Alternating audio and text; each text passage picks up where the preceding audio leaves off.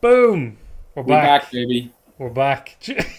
Jimmy, I didn't approve of that apparel. There's a dress code that was sent out for every episode. I like it though. Summertime. I'll let Summertime, it pass. baby. I'll let it pass. Do you know what, Typical James. Jimmy? Do you know what? Do you know who you look like with the beard? I don't know what it is. You look like Mick Foley. I feel like Mick Foley. You Looks look like we've like gone Mick through Foley. 1,000 tables. Doesn't he look like Mick Foley with the beard? It's do look the like- shirt as well. Yeah. You know. Probably the shirt. Yeah. I like it. Get him a sock. I'm waiting to see how long the sunglasses last. There'll be a point where you'll be like, here, I can't do this anymore. Oh, it's literally coming off now. Like, you know, the red eyes behind it. Like, Oh, stop. Just so everyone knows, we were all scattered in here. I think, Ron, you got in about 28 minutes past. Yeah. In style. Jimmy, a little bit later than normal. Usually bad with the audio, usually good with punctuality, but opposite way around today. I hope. Yeah, just don't start messing, Jimmy. You've had a 2-week break to get everything on form. So no... Haven't touched that thing. You just spruced up the background a little bit. Oh yeah. Got all your pack Side up openings there, ready. is it? It's pretty cool. Got the side hook. Gengar's got his shades on. We're ready to rock. Nice. All right, we do a little intro for us. Do it. I think we deserve an intro. It's been 2 weeks. 2 weeks. 2 weeks. A lot has happened in that 2 weeks. Yeah. A lot has happened in those 2 weeks. Welcome back to Beyond the Packs podcast, episode 25. I am joined by my beautiful host, Ron of Ron Collects. And Jimothy, James, Jim. Can I call you Jimmy? Jimmy of Kelly Oaks Cards. What's happening, boss? Welcome back. Welcome back, lads. Welcome back, Good to be lads. back. Yeah, Good to welcome be back. Definitely. And Jimmy, you missed the last one or two, I think, didn't you?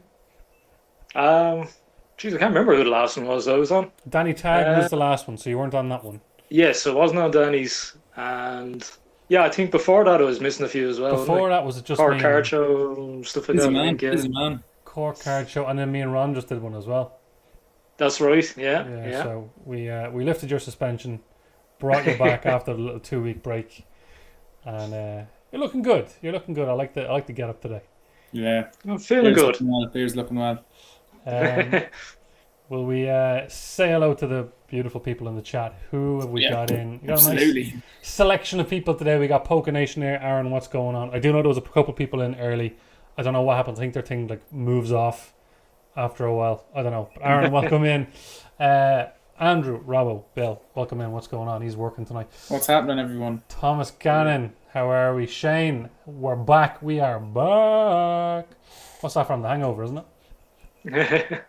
Isn't it? When they're all back together in the first one. Yeah, that's We it. are back. Strider says, hit that like button. Listen to Strider, he's a good man. Phantom Pulls, what's going on? Mia is there as well. Pokekai in the Discord was making a load of cookies for everybody. We don't know if we get any though. Here, how do you turn off the ads? You're saying you don't want to support your best friend. Wow. No. Appreciate You it. watch them all the way through. That's how you do it. Yeah, don't skip the ads. Don't skip ads. I have lads. another mouth to feed. Don't skip the And ads. ask for more. Don't forget, I can purposely hit an ad. So if anyone misbehaves, I'll just hit the button.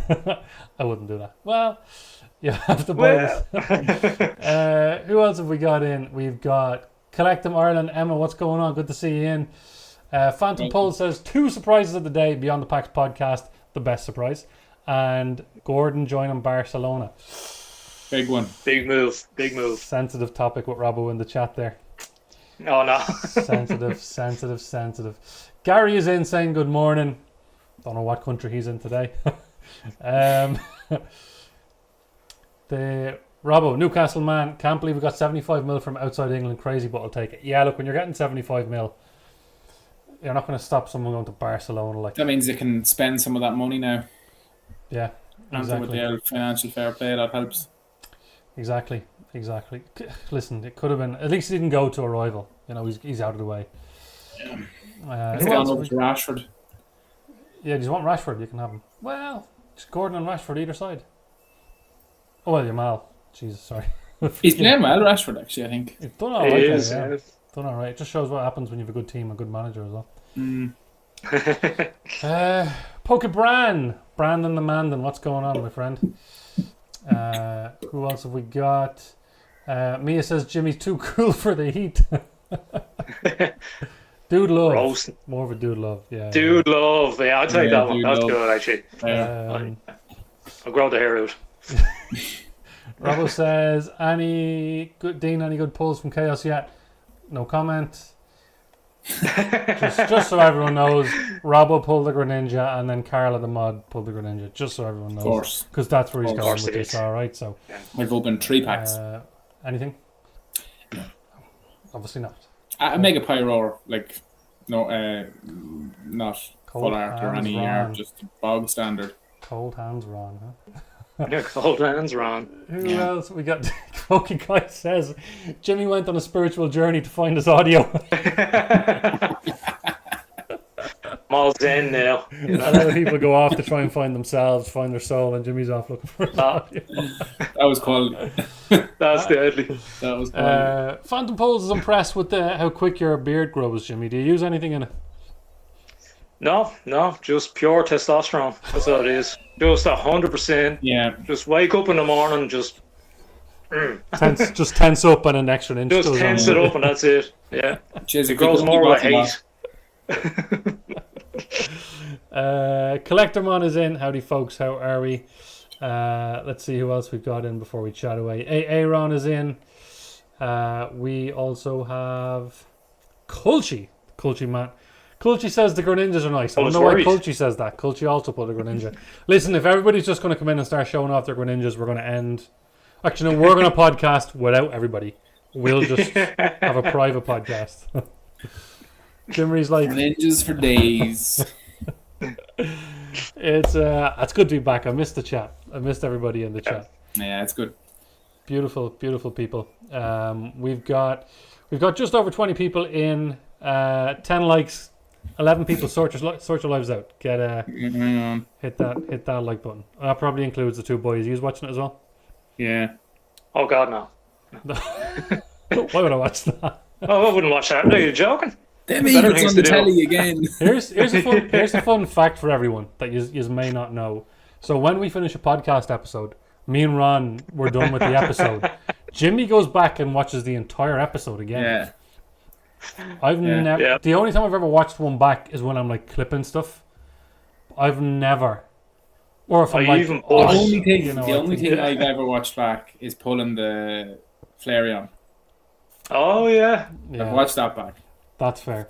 That's fair. it was episode 1, wasn't it? No, it wasn't even on this. It was just on It was the back when I was doing the YouTube tracker channel. Oh, Yeah. it was the tracker. Yes, Yeah, that's back what it when I was was. doing Yeah, the yeah. Collector Mon says Jimmy suffers from a 1 o'clock shadow like myself. Never mind a 5 o'clock shadow. Oh boy.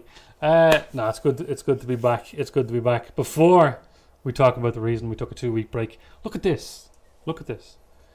That is a monster-sized can, a super can Wow. of Coke Zero. An impressive Did you can. get that? Did you get that up north?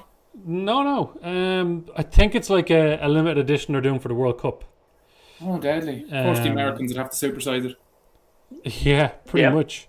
Because some of the cans have like the Premier League badge on it. Now this one doesn't. Oh, I thought it was for the World Cup. Hopefully it's not just for the World Cup because they're sick. I'll be getting them all It the just time. looks more like anime or something. And Yeah. it's deadly. Yeah, Yeah. Yeah. the artwork on it. Yeah. Very nice. Any old darts in them, is there? So if you want to use Coca-Cola Zero, use promo code Crackin'Cola. Cracking cola. Lads, I'll just stop everyone right now. And we have to take this opportunity to toast to Fionn. Oh yes. Everyone, if you have a drink in front of you, Acknowledge it. Let me get it into you. Let me crack. To my son. Wait. Cheers. Cheers. Cheers. Appreciate that, lads. I think he might be watching asleep. So cheers, son. Wake them up. Did he hit the like button? Fionn, if you're watching, the like button. You'll be sleeping in a different room tonight. And cheers to Siobhan as well. Yeah. Good woman. Lads, It's no mean feat. there's Siobhan in the chat. I actually think she's in the living room with my father and my sister and Fionn and my dog Scotch and they're all watching the podcast right now. Very good. But no, it's wild. Yeah, I don't think a lot of people realize when you go with the section or the surgery option, that's huge surgery. Like they are slicing open all the way into her stomach. Like the recovery after is mad. Like Huge. Like weakness, fatigue, pain. They've put loads of gas in from the anesthetic. Then just all the stitches. Then just your body trying to recover.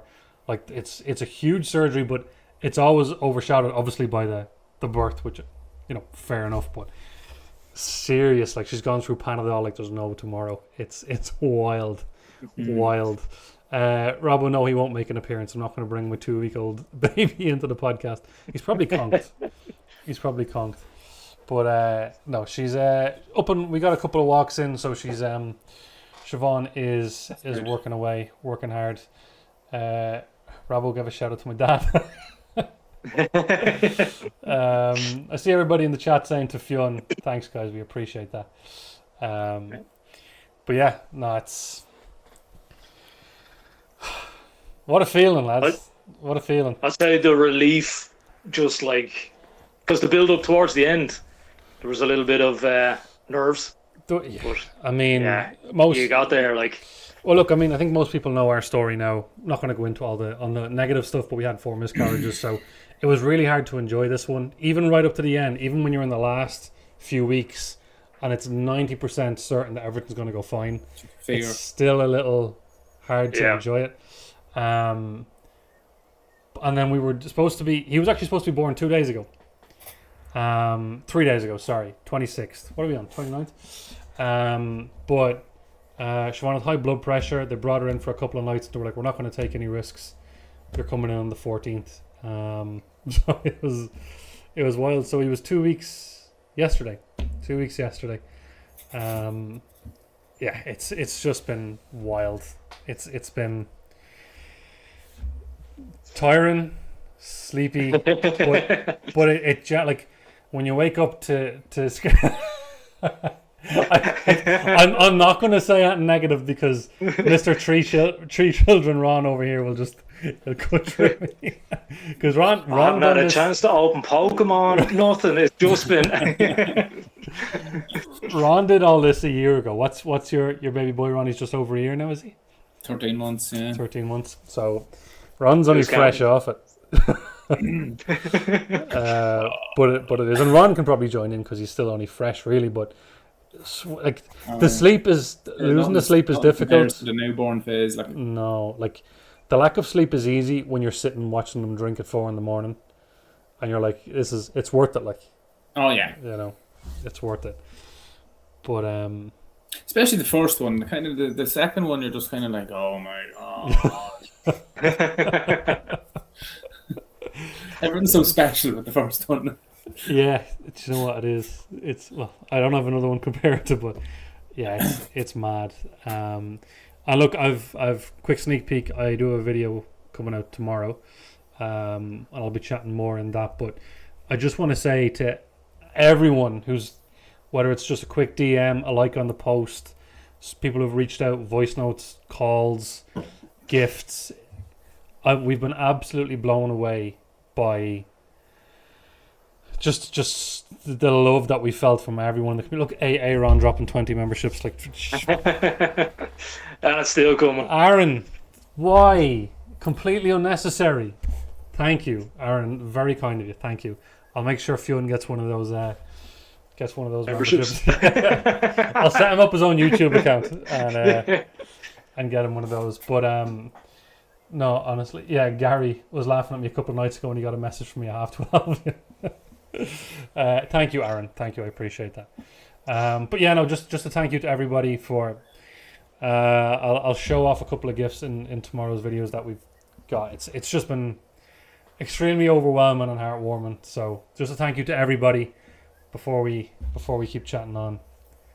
Unbelievable stuff. But yeah, it's just the best thing, lads. It really is. It's like an obsession. You just want to look at him all the time. Just pure bubble, bubble. Yeah, honest to God. And like he'll be sleeping, and I'm like, I know he can't see me, but he wakes up and just sees me going, oh, look at him. Like, what kind of creep is this lad? But no, it's the best. And then I just wanted to take those 2 weeks to just, number one, kind of didn't have a choice. Like, it just doesn't stop. Like, you feed him, then you're burping. When you're cleaning bottles, then he's awake, then he's screaming and just sleeping, and there's helping with Siobhan, and you're doing the house. Like, it didn't stop. So not only did I want to take that kind of 2 week break, but kind of needed to, you know. It's a blur. It really is a blur. I cannot. That was the quickest 2 weeks of my life. Nah. Quickest 2 weeks of my life, honestly. But yeah, just a wild time. Wild time. Honestly. I see Mia saying first one is cute. The second one, what were we thinking? Yeah. I need to start saving for college. I'll have to save him something in some direction. Robbo says to Gary, I nearly fell over, got a text off Dino at 2:30 in the morning in work for the first time ever. Shane and Amber. Shane's expecting his in 2 weeks first boy. Congrats to Shane. Yes. And Amber's gonna have a brother in the chat, guys. Big love to them. Big that's deadly. Part of the Kraken family. Congrats to Shane. Congrats to Shane and the family. Shane and his partner and Amber and the whole family. But yeah, Phantom Pull says he was number 12. Not TV news. Were they trying to catch them all?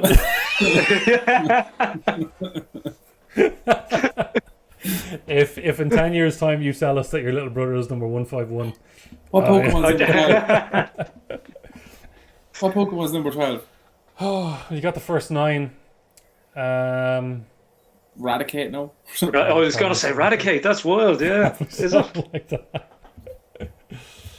Something, Jack, something. Jimmy looks so wise with the new look. He's done well at the disguise then. It's the lack of shows, you know, and more. Aaron wants to do a GoFundMe for Phantom to get their parents a TV. Were you born in the 1950s? Now, if Durex want to sponsor us, there is an option. Were your parents trying to make a GAA team? Oh, lads.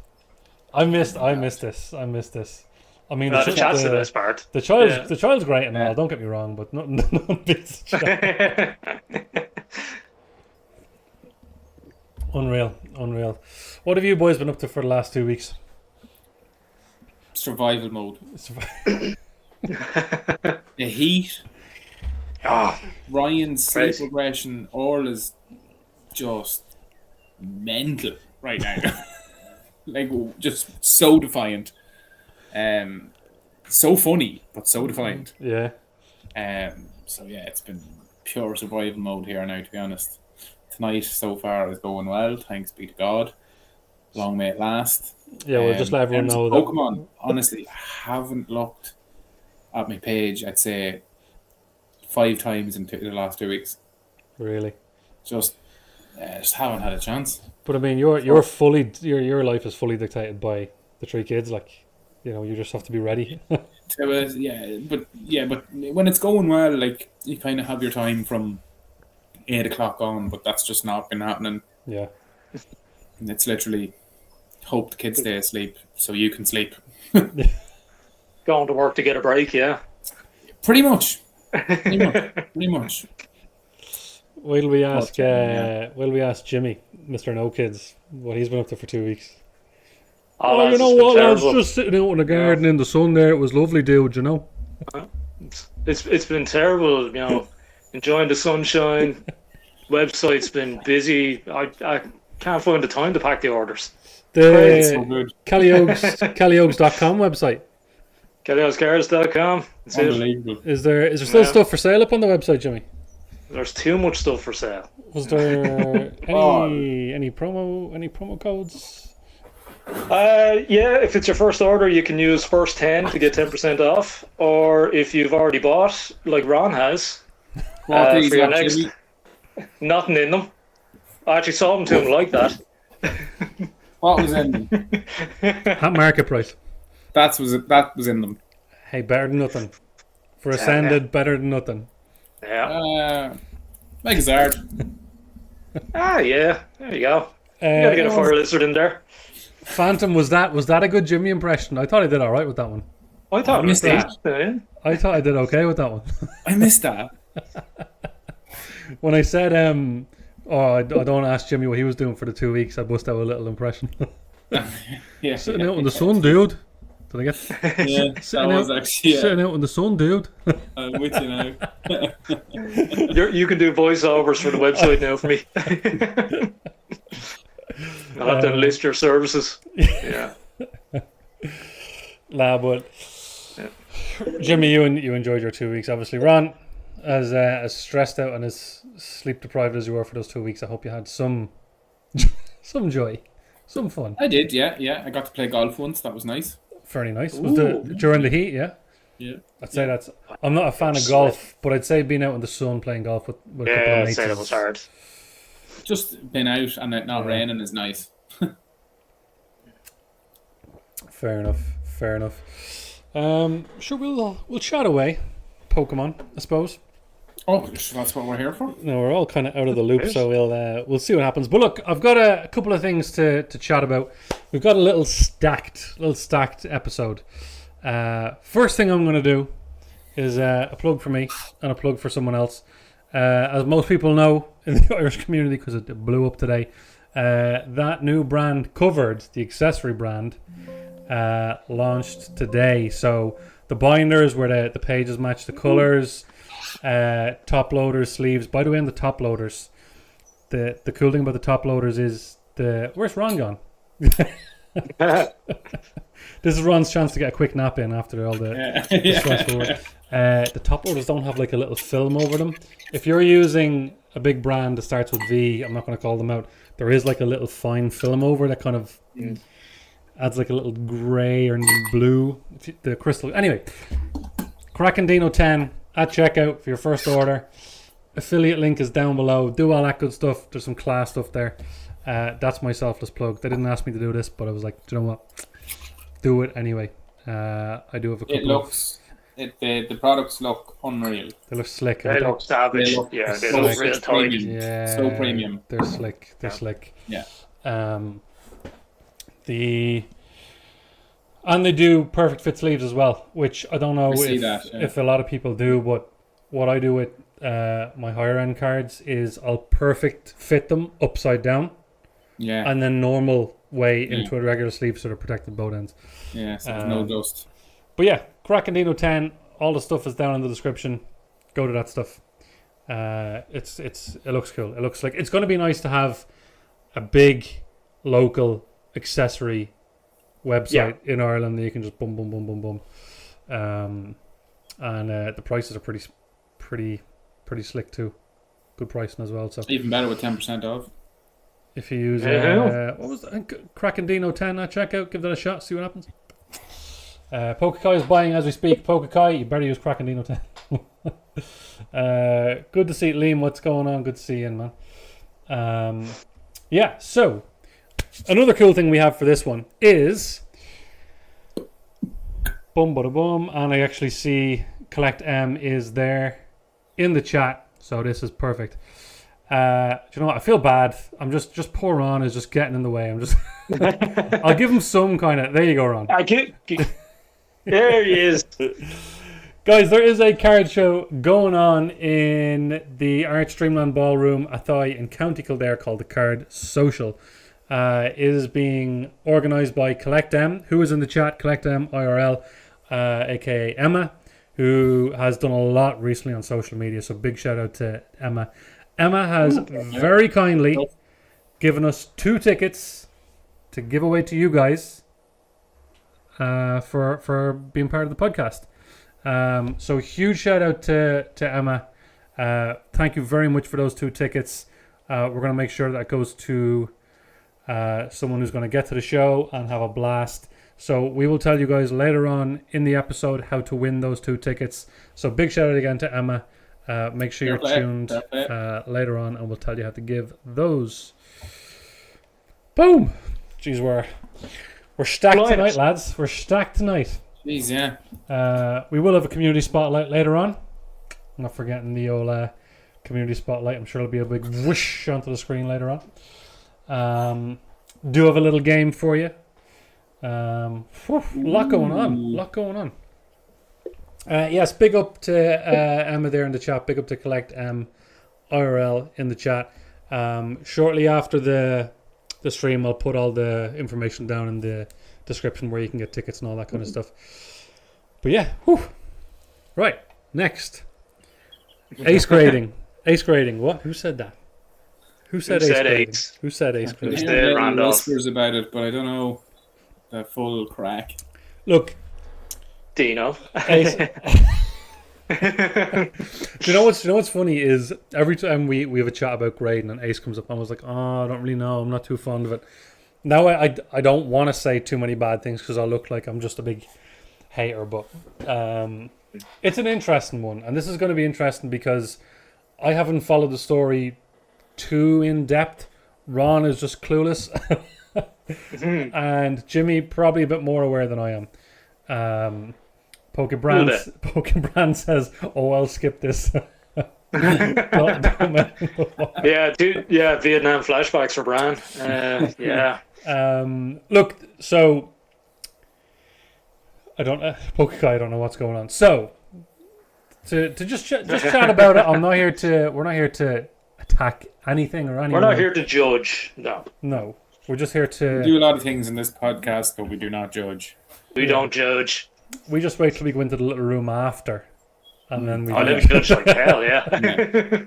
Non-stop judge. Yeah, that'll be the Patreon someday. Yeah, Or when you forget to knock it off. I'm getting in trouble over ads. Never mind a Patreon. So look, ace grading. Obviously, most people will know they made some changes to their prices. Brought in a membership, submission amount minimum, things like that, and caused quite a storm. And I thought it was kind of up to date, but Randolph was just on a podcast that released there at 4 p.m. today, so only 5 hours ago, with a podcast in the UK called Rip and Sip. So shout out to them. I would say go watch that podcast. I haven't got to watch it all. I listened to little bits because someone dropped it in the Discord earlier. But from the what I'm kind of getting is that podcast was everything being said. I don't know. I see Brand saying I want to understand it more. There's so much information going around. So prices increased along with a membership introduced. Now I do have the website up just to have a look. So let me see if I can pull that up here.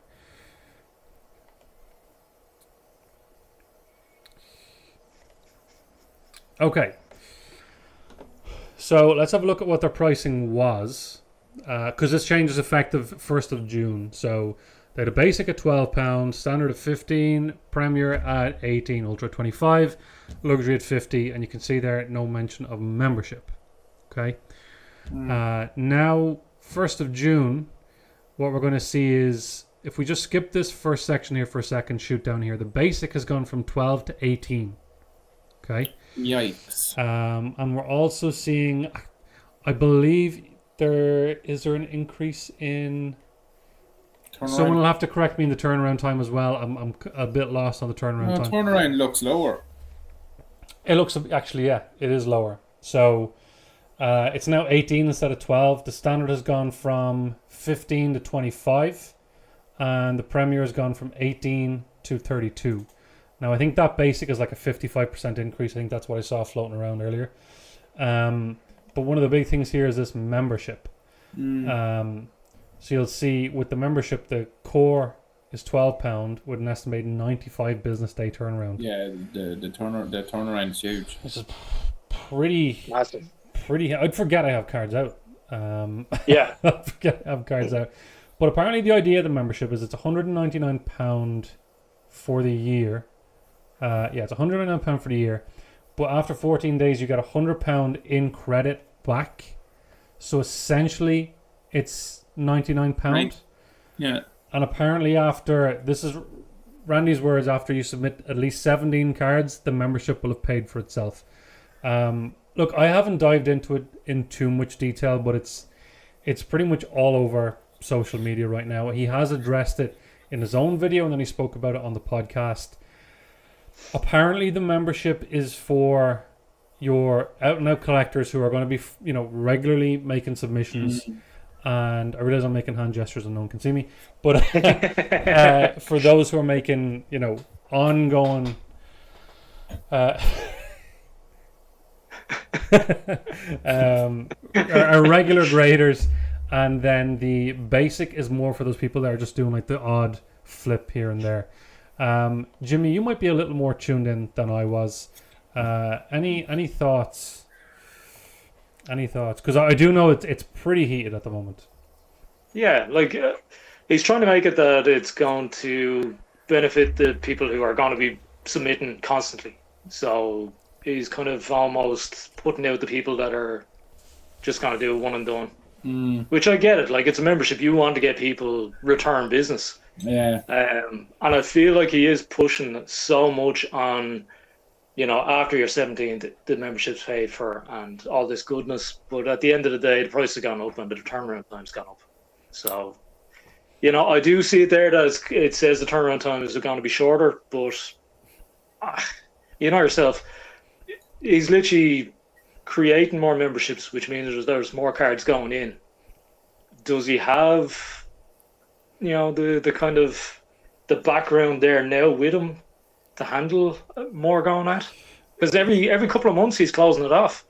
Yeah, so, and I think he said, and I'm not sure. I saw him say it somewhere that they are constantly hiring more staff. Expanding. But I mean, if they're going to open up again on the 1st of June, I believe they're opening everything up on the 1st of June.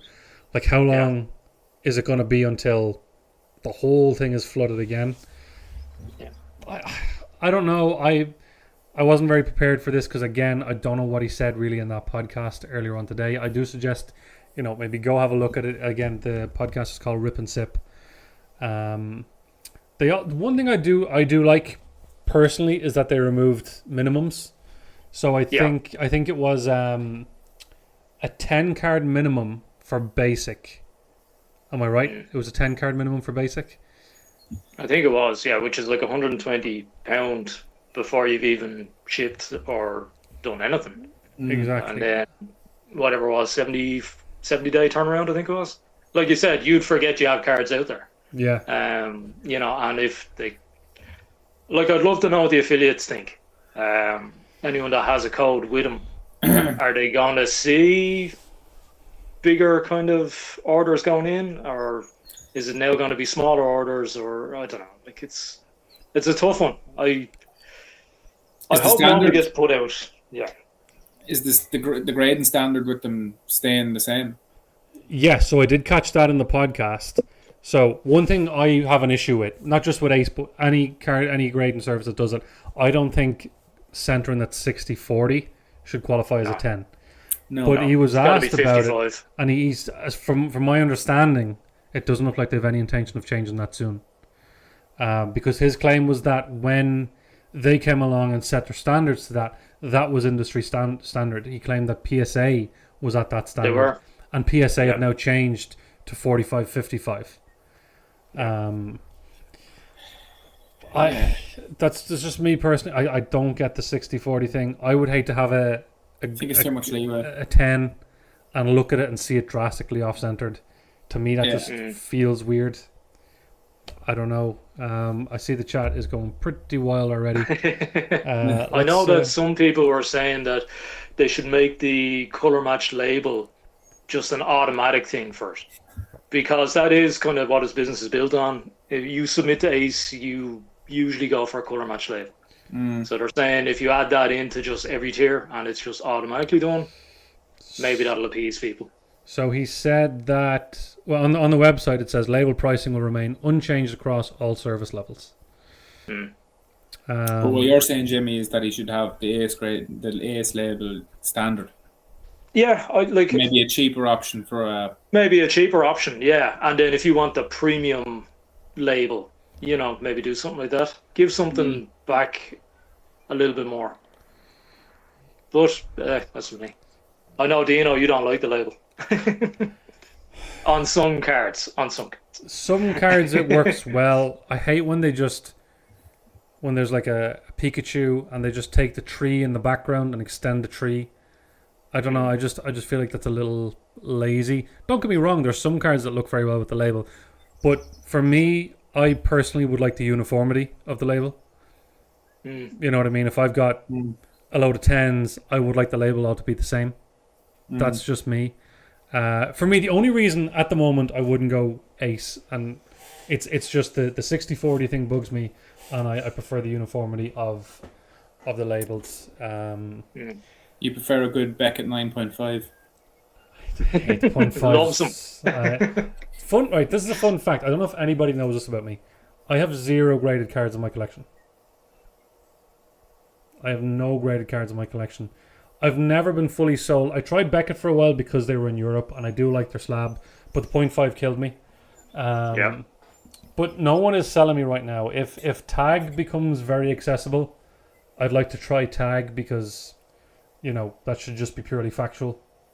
You get to see why you're getting that grade. So if tag ever becomes an option, then yeah. Lovely slab. It is a lovely slab. Great slab. Yeah. But I really, no other grading company right now is selling to me. There's just so much crap going on. And I'm not saying all of it is true. I'm not saying all of it is, you know, these companies are intentionally doing bad things. There's just so much going on and so many cards getting grades that they shouldn't be getting. And I'm just like, I'm just going to keep my cards as they are until someday a grading service really sells it to me. Well, like I was saying to you earlier before the podcast came on, because the turnaround times are so long, 9s in PSA are going up. So, you know, it was a case where the PSA 10 was obviously the highest price. Then your raw card was nearly more expensive than your 9s. So now it's starting to come back again where 9s are actually relevant. Worth something, yeah. Right. Yeah, which is good, you know. Yeah. A 9 does deserve to be. I do love a 9 now. Yeah, it has to be, deserves to be better than a raw. I think 9s have been criminally underrated for a long time. Unless a really solid raw, like I think black label raw. I think 9s have been criminally undervalued for a long time. I suppose maybe put it to the chat. What would you rather, a PSA 9 or raw? And it's a really clean raw. It depends. Like if it's something that's never going to leave your possession, it wouldn't bother me. Yeah, it wouldn't bother me. Like, you know, that thing I'm doing where I'm collecting one card of every set. Like some of them are old and they're in excellent condition or light plate condition. I do long term. I would like them all to be slabbed, and I wouldn't mind what the grade is. I just want them all slabbed. By who I don't know, but that'd be cool. That'd be savage. That'd be some return video. Imagine I wouldn't do them all in one go. You'd have to pick a page every month. Let's go to the chat. I believe the chat are fairly opinionated here. First, a quick hello to Connor Halex and Olive Maher. I think that Olive Maher is an Olive that we know. Possibly. If that's the Olive that we know, hello. If it's not, hello, Olive. Let me go and see what people are saying in the chat. So Phantom says, I did watch the podcast. Fair play to Randall for actually going on it, considering everything. And I do know that those two guys give Ace a lot of stick. They give Ace a lot of stick. So fair play to him for going on. You have to give him that respect, regardless if he was very PR trained and advanced or very diplomatic, whatever. He saw what those guys were like towards Ace, and he went on anyway. So you have to give him that at least. Collect M, who is running the card show, giveaway later. I can see both sides to it too, but the price is still a kick in the face. Yeah. You think in any way? I know this is a wind-up sort of Strider. Like what's the kind of difference percentage-wise? You think an average PSA 10 to a Ace 10 would be? Like the average kind of difference. So like a price? Like the percent, it would like Would it be like? Are you saying is it like 10% more valuable?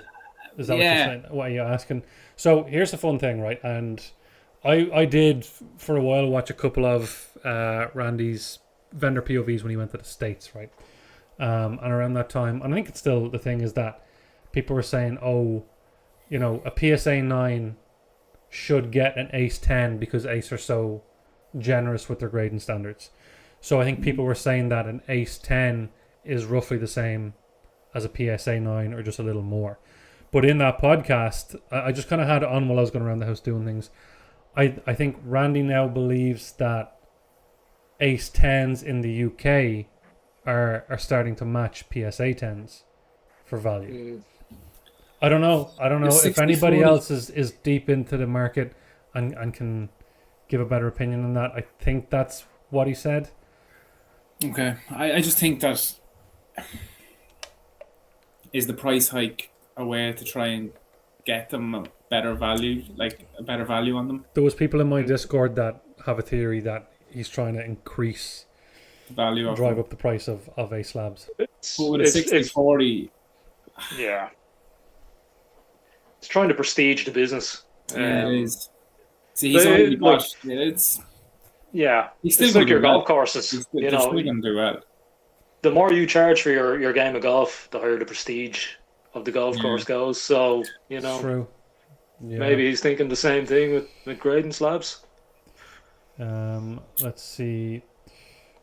I think Phantom's a fan of Ace, so I want Ace to succeed as completion is always good and the Ace Labs are nice. I don't see myself submitting to Ace for a long time. Okay, so Yeah. wants to be a fan, I guess, but not been given a reason to. Yeah, but that's the thing. Like, it'll blow over. And again, he's in with the same. Not a fan of the 60-40. Want to see how to do long term and also the price difference between PSA 10 and Ace is big. According to Randy on the podcast in the UK, he feels it's not that much of a difference. Who's that coming from? Phantom Pulse. From him. Oh, sorry. Randy said it in that podcast today that will come out at 4:00. He would like. Yeah, he's not going to turn around and knock the business. True. But yeah, True. yeah, I know. Like a card, like, come on, that's like me turning around and saying I'm the best shop in Ireland. I don't. I know I don't. We are just in the space. You know, that kind of way. Yeah. So you can only be as good as you can be. On Emma's point here, the good side sees there's no limits to how many cards you have to send. Just to point out, I don't know if I pointed that out, but let me pull it back up here. That's true as well. Yeah. There will be no minimum card requirements for submissions sent from within the UK return to the UK. International submission minimum quantities will remain the same. So now you are paying for more and your membership and your turnaround time. Yes. I don't know. I'm just. You can see why it was so. Like we spoke about the PSA drama in the last couple where it was just the three of us, and now there's Ace. Becca being taken over by the parent company of PSA. I hope people can see why I'm not grading anything with anybody right now. You know, I don't. You see the way he's saying there about the UK? Did he not just open up in Holland? I don't think he's done that yet, has he? It's not yet, no. Okay. I was going to say, so. Like, it's... But he's got PSA maybe coming in, too. Yeah. And then hopefully tag follow. If tag follow, I'll try that. Yeah. Gary reckons... You can't really go wrong with tag, can you?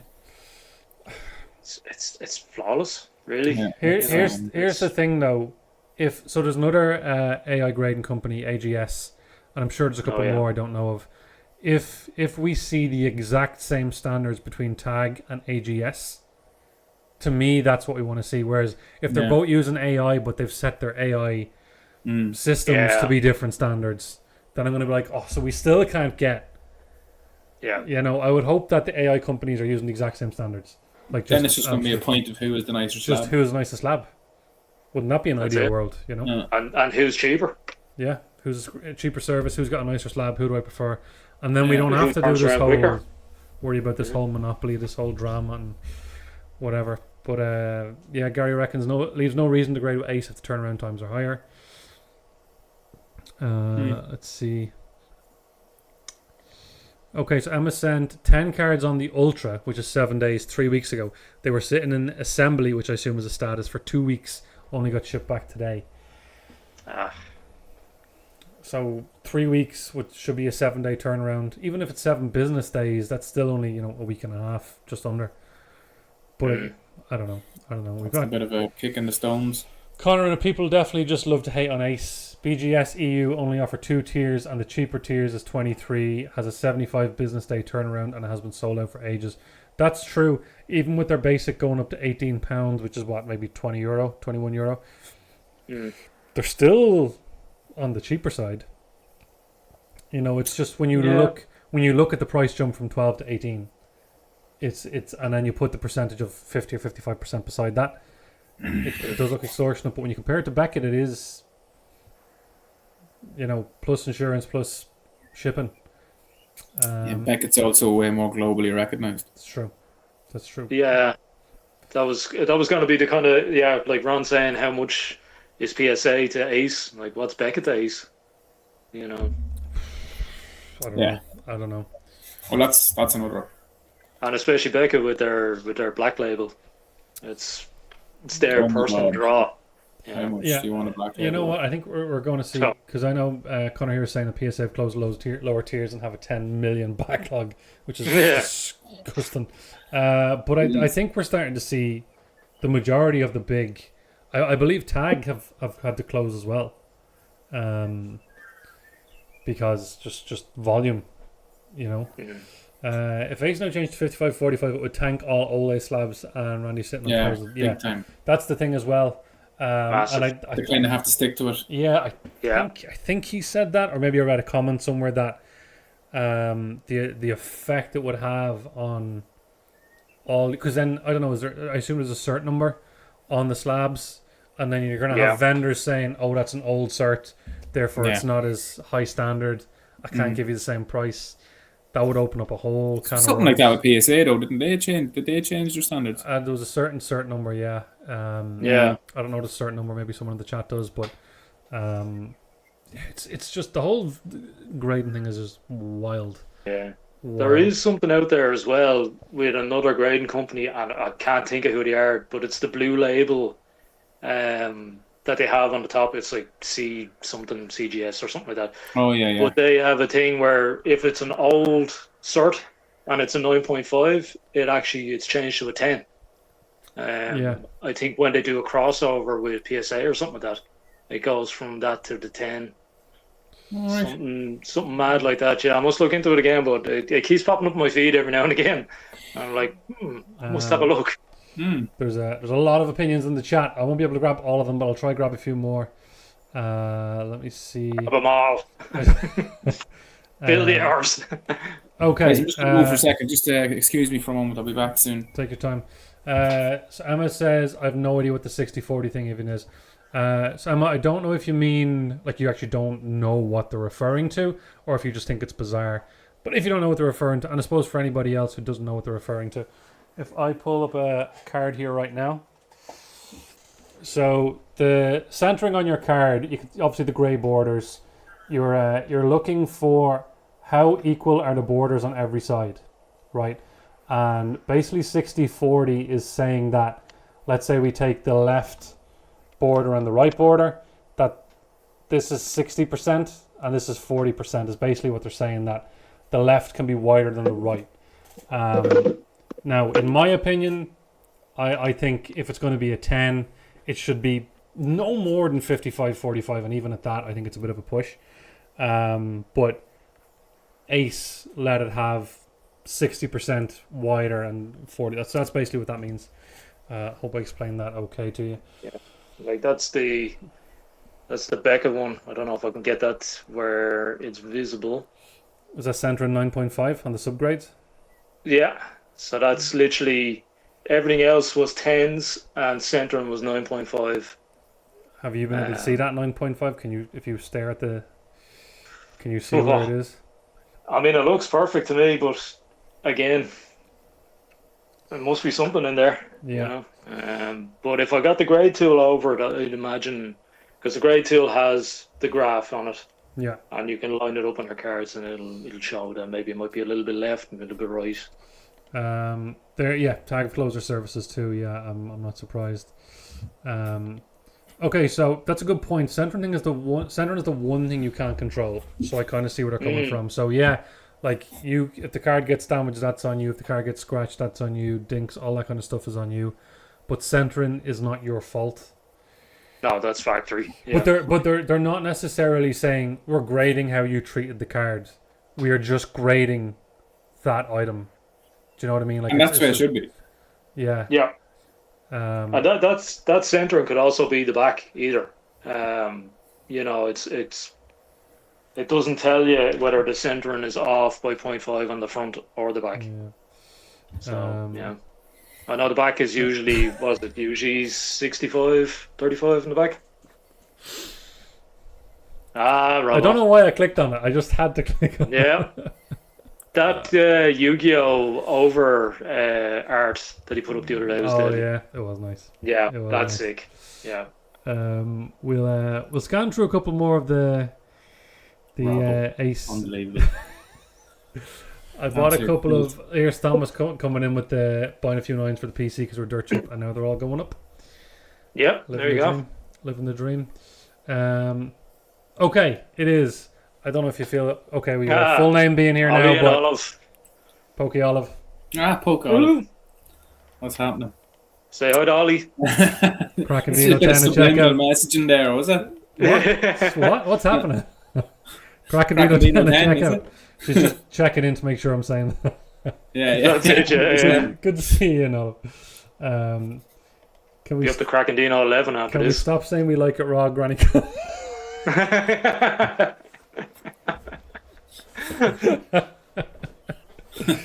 Yeah, I mean, like if my dad is still watching, he's like, "Why are these lads in here talking about how they all love?" At least someone isn't acting like a child. We all love raws over tens. Like what? Are we... Or am I lying? I don't know. I just hello either way, just to be safe. Right, let's see. Gengar Ascended is 2.8 in a PSA 10 and 1.4. That's massive. 50%. It's literally 50%. Yeah. Can Phantom, did you get that? Is that UK market? Because I genuinely, if you watch the podcast, I don't know when he said it, maybe the first half an hour or so, he did say that the tens are catching up. Here we go from a man that, not to call him out, but he does have an Ace affiliate. Pokebran, personally I'm a binder man for now. I like looking at my cards all on a page and rearranging them, and that's my opinion. Happy days. Happy days. And all this drama doesn't mean nothing to you, Bran, which is a good thing. No, you like what you like. Yeah. And you were successful before the affiliate code, so that's also and good. I mean, and now I think there's a cool binder on the market that like the page is matched. I'm not going to keep doing it all night. What's that? Is there 4 covered? And they don't bend. You know, they bend really well. They don't like flop up. They go flat. They go flat. Joey from Elite 4 Trading and Grading is in the chat. What's going on? What's up, Joey? Good to see you. And actually, I have something on display there, I think, in the background. See the Rapidash, the tops, and you can just see the side of the pack. That was from our video together on when we were up in Elite 4 Trading and Grading. Joey wasn't there, but shout out to the boys in Elite 4. Oh, he was in Japan or something, wasn't he? Him and Stephen were off in Japan. Yeah, you still got yours. Shout out to the boys at Elite 4. I have one too, but from a different time. No, I was thinking that, Ron. Yeah. Sorry. Now it's a party. Connor brings up with the look realistically with the cost of PSA submission and the upcharges, you have to invest more in the card, and the PSA 10 should be worth more compared to what you have to pay to get it graded. The upcharges put me off PSA, along with all the other drama. There's you do forget those upcharges. Yeah, they can hit you hard. Am I right that they are still the only grading company doing upcharges? I think they are. I think they are. Yeah, for now. But like for a really valuable card, like you can kind of understand it insurance wise. Is it insurance-wise, or is it just because they don't want you to sell it for loads of money and they get nothing from it? Yeah, you want to make something in the middle. They're not my exact words. These are words I've heard. These are words I've heard. Bit of both, maybe, but a lot of responsibility holding something that valuable for someone too, you know. AGS gave Pokekai a discount code ages ago. Pokekai, weren't you sharing your AGS discount code? Get that out there. Get that out there. Where are they based actually? Are they Europe or where are they? Alright, so Joey is saying, why would you grade with Ace for basic 95 days versus PSA basic 95 days to send a card and for it to arrive back at nearly half the price of PSA? Yeah, I mean, if it's the exact same turnaround time and the value is going to be a heck of a lot more, the only reason I can think that you would go with Ace is if the value isn't relevant to you and it's just you just want the Ace slab. The Ace slab for the PC, you just want the Ace slab. Or you're very optimistic that value will change over time. But to be fair to them, the slab, the slab is good. It really is. Like, I know there's a lot of action about Ace. The slab is pretty and it's sturdy. It's chunky, like it's not. It's got to be. Yeah, like PCA is the worst slab I've ever seen in my life. You literally snap it in your hand, like it's dirt, like. Yeah, it literally is like a glorified top loader. So fair play to Ace. They do have like a good product. It's just. If anyone wants another read, so Elite Four Trading Grading, they were doing middleman for Ace and they've stopped. If you head over to Elite Four Trading Grading's Instagram, they did a well written out post. It's a good read. If you want to have a read on that. They do tag. They do tag. Yeah, they do tag. Yeah. Do they? Yeah. They do. Joey, could you kindly put down a list of the grading things that you guys offer, just so people know? And the discounts for people who watch the podcast or who are on it. Who are on it? I would drive up, drop my cards off, and collect them. I see Joey there is saying, oh, okay, upcharges aren't ideal, but if you know the value of your card and its end grade has its benefits, end of the day, if you send a card off, like a Mega Ganger from Ascended Heroes, raw at 900, and send it on basic, I don't know. They do have a thing where you should declare. Yeah, if they're saying the right value, if you're declaring the value and they are saying, okay, to insure this card, blah blah blah, but I don't know. Are you declaring the value as a raw or potential 10? I think you have to do it as a potential. When I was doing Beckett, and I was watching tutorials on how to do it, I think you're putting it as what it's potentially going to be. And then it goes into the other bracket. Potential maximum, not the potential maximum, but the potential of what you think it's going to be. Yeah, so if I think it's going to be a 10, what's the market price of a 10? That's very subjective. It is. Yeah, you could literally say, oh, this is definitely a 10, put the price in for a 10, then it comes back as an 8. And you'd be like, well. Gary reckons the only reason if he doesn't think it's going to get a PSA 10, he'll send it off and get an Ace 10. There. I don't know. I don't think that stigma is never going to leave them, is it? Like it's if ever there was a world, just I can see Rob was with me on the no upcharge.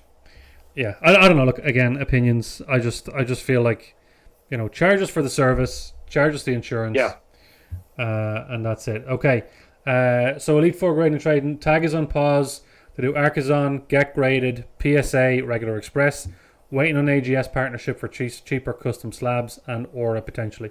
So screenshot it if you want to go with any of those. The Elite Four boys can help you out. Thank you for that, Joey. Appreciate that. Yeah, fair away. Yeah. Yeah, I don't know. How do you boys feel about grading? Ron, I know you're a PSA man. How are you feeling? I've done 2 submissions only with PSA. I mean, I can't really. I do love that slab from Ace, the actual physical slab, the sturdiness of it. But yeah, I don't know. PSA for me personally. Yeah. I don't like the upcharge, but luckily enough, I haven't had sent anything that has, required one. Sorry, just to confirm, they don't offer Ace at this time. Just to say, again, go read their post on their page. It's a very good very well written post. You're still, and I'm not trying to like persuade you or come in a negative way. But after all the stuff that came out, the couple of stories about PSA and the things that happened, you're still. It's definitely shady. It's definitely shady. But like, I'm such a brand whore. Clip that. I want that for the stories tomorrow. Where's my clippers in the chat? We want that for tomorrow. But saying that, I have no Beckett. You've no any interest in Beckett? Oh, I love a black label, even if it's a black label fucking energy card. Yeah, honest to God, yeah, that's so true. Yeah. What about you, Jimmy? Yeah, there's no point in me saying anything because I keep chopping and changing so much. I said I'd never have these slabs because, you know, there was no value in them. Then I bought two like a week later. So yeah, I like everything. I think I just take a fancy to something, you know, 1 week when I'm sitting home bored, I'll just go, do you know what? I might sub to, I don't know who, like, you know, but I would like to get my hands on tag. Yeah. PSA is the preferred, you know. Fair. I think if you're, give me a PSA. especially if you're investing. Yeah. And resellability, you can't. Yeah. He will. He used me doing like a fart noise, so he will use I that. remember that, yeah. Joey says Beckett's his favourite. Beckett would probably be my favourite if there was no 0.5s. Kills me. Yeah. Lose the 0.5. Kills me. And Kills me. everything below a 7. And now like let's say Beckett we're dropping the 0.5s. I'd be very happy. However, I do want to just slow down a bit now that they've been taken over by Collectors, the parent company of PSA. Yeah. Just to see how that pans out. I think it's still very early. I'm genuinely just when I vend, I'll try pick up a couple of different slabs. I'm not against anyone, you know, straight out against anyone. So I'll try and get a variety of slabs to have on the table. But for my own personal stuff, I'm just going to sit tight for. They're in top loaders. Yeah. They're well protected. You know. Like, Would you move many slabs, Jimmy? I was just gonna say, like, in literally, we've been open now since May 23 and vending since then, and I'd say maybe 2 shows I put slabs out. Big ones. Just not even the big ones, just kind of like ones that I thought might fill a space. Yeah. Okay. I never have a dedicated place for the slabs. Yeah. You know, like the most usually when I sell a slab, it's because I've taken them out of a box that I'm looking for something else in, and someone goes, "Oh, can I have a look through those?" And then they pick one out and go, "I'll buy that for whatever." And it's like, "Yeah, great, get rid of it." Fair. For my piece, like for my PC now, I have like a few obviously that, you know, I'm never gonna want to get rid of. Like I've got the Ancient Mew. Ancient Mew. What which, grade like, is it? 6 or 7? No, that's a 6, 7. See, I didn't even That mean is Still. that's a PSA 9. No, wow. Nice. That's gone up crazy. I have one that I might grade. Yeah. That 9, I bought that Enough for Joey, 80 actually. quid. Did you? Yeah. Submit it back to him. Yeah. Yeah, maybe, yeah. Yeah, that Ancient Mew, I think I paid like 80 or 90 quid for it. You can't see the now front, it's you can only see the back. Like, it's 270 now, like. Jesus, that was a good pickup. Whether you That made it or was. not. Like, Yeah, but like it'll stay in the collection. So, but I want the PSA in the collection anyway. So yeah, just Yeah. great. fair. Yeah, I don't know. And as well, like if Tag came to Europe and you got PSA in Europe, and then you have Ace do the thing where they open in Europe, I have no idea what was. I do believe that PSA is just going to continue to explode. I think similar to yourself, Ron. There would have to be thousands more stories or, you know, accusations of scandals for Yes. people to stop using PSA. I think people could hear bad things about PSA all the live long day, but the value is there. People are going to keep going PSA. Yeah. You It's know? the investment. It's an investment. Like, Yeah. Yeah. For me, I would personally when I look it down the line and I have got all that collection in a slab, it's in Beckett or Tag. That's my long term thing. Sequential. Yeah, definitely all by one grading company anyway. That's for sure. I just want to see how they play over the next year or two. Hoping that we hear that day when Tag. It's Europe. It's Europe. Yeah. I mean, like, there's so many big companies in Ireland that use us for a tax haven. Can we not get one?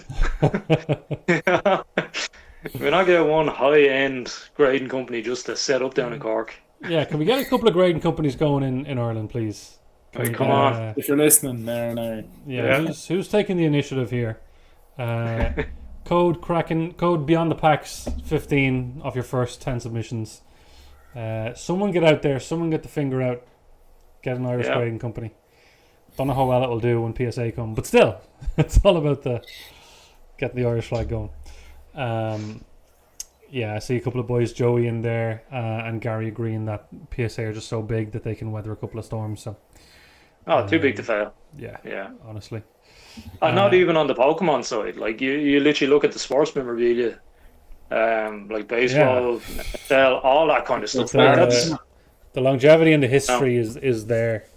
You know. Yeah. There was a, I think we spoke about this a couple of months ago. There was a former PSA grader who did a podcast with a guy in the States. I think the guy was mostly he's a sports card guy. If anybody wants to dig that up, there is someone there. He does talk about, like, you know, they've only got like 15 or 20 seconds on each card, which to me is extremely concerning. I've also, because I feel like there's people out there now where their goal or their hobby is to start picking at grading companies, and I've seen a lot of people with screenshots of PSA cards show how off center they are, or show bits of whitening on the back and their 10s. But Pikachu Illustrator. Yeah.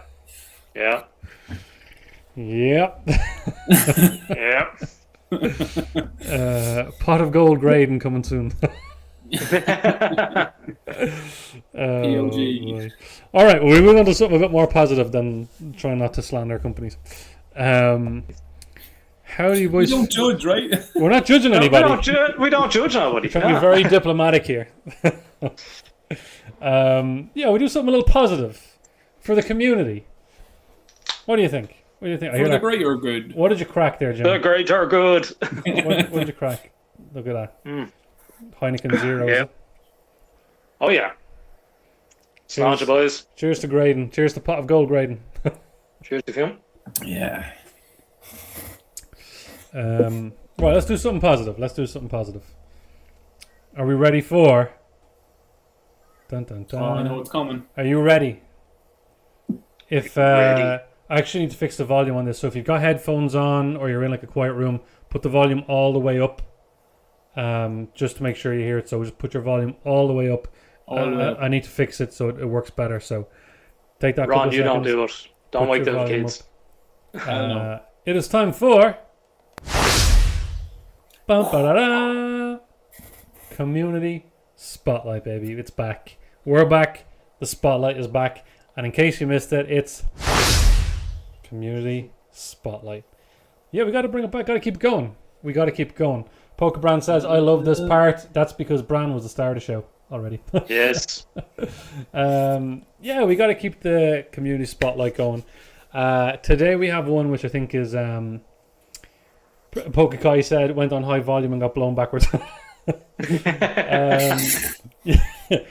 got a good one today. I think this one is very deserved. I feel just come out of nowhere and was like, boom, this is who I am. Joey says I need to say it with some oomph. You need to put your own. I was just about to get Community Spotlight time. We want to call out somebody in the community who's doing some wonderful things to the Irish Pokemon community. Woo! How'd you feel about that, Joey? Thank you very much. That was very Pokerev-esque. Well done. I think your beard grew a little as well. I think this one is pretty cool. Yeah, we just bring them up. Oh yeah. It makes sense. And the funny thing is, I was talking to this person today, and they have no idea that they're about to pop up on the community spotlight. These are the best ones. Yeah, they're going to be like, what? Taken aback. We have Collect Them. Hey. Emma, Collect Them IRL. Whilst we were chatting today, I was screenshotting your page. Emma's like, oh, yeah, definitely give the tickets away and all. I was like, yeah, no worries. And you're going to be our community spotlight. Joey with the 20 gifted membership. My goodness, Joey. Very unnecessary. I appreciate that, Joey. Thank you very much, sir. Very, very kind of you. Guys, big thanks to Joey in the chat. Big thanks to Joey in the chat, and a big shout out to Collect Them, Emma, who is our community spotlight person today on episode 25. We're at a quarter century, boys. Just to point that out. We are, yeah. Quarter quid, yeah. Scarlet. Scarlet. Yeah, no, definitely deserved. We've got Emma's Instagram there, and we'll pull up TikTok. Now, just to say as well, Emma is also on Twitch as well, and there's a cheeky YouTube page there that I don't think Emma talks about much.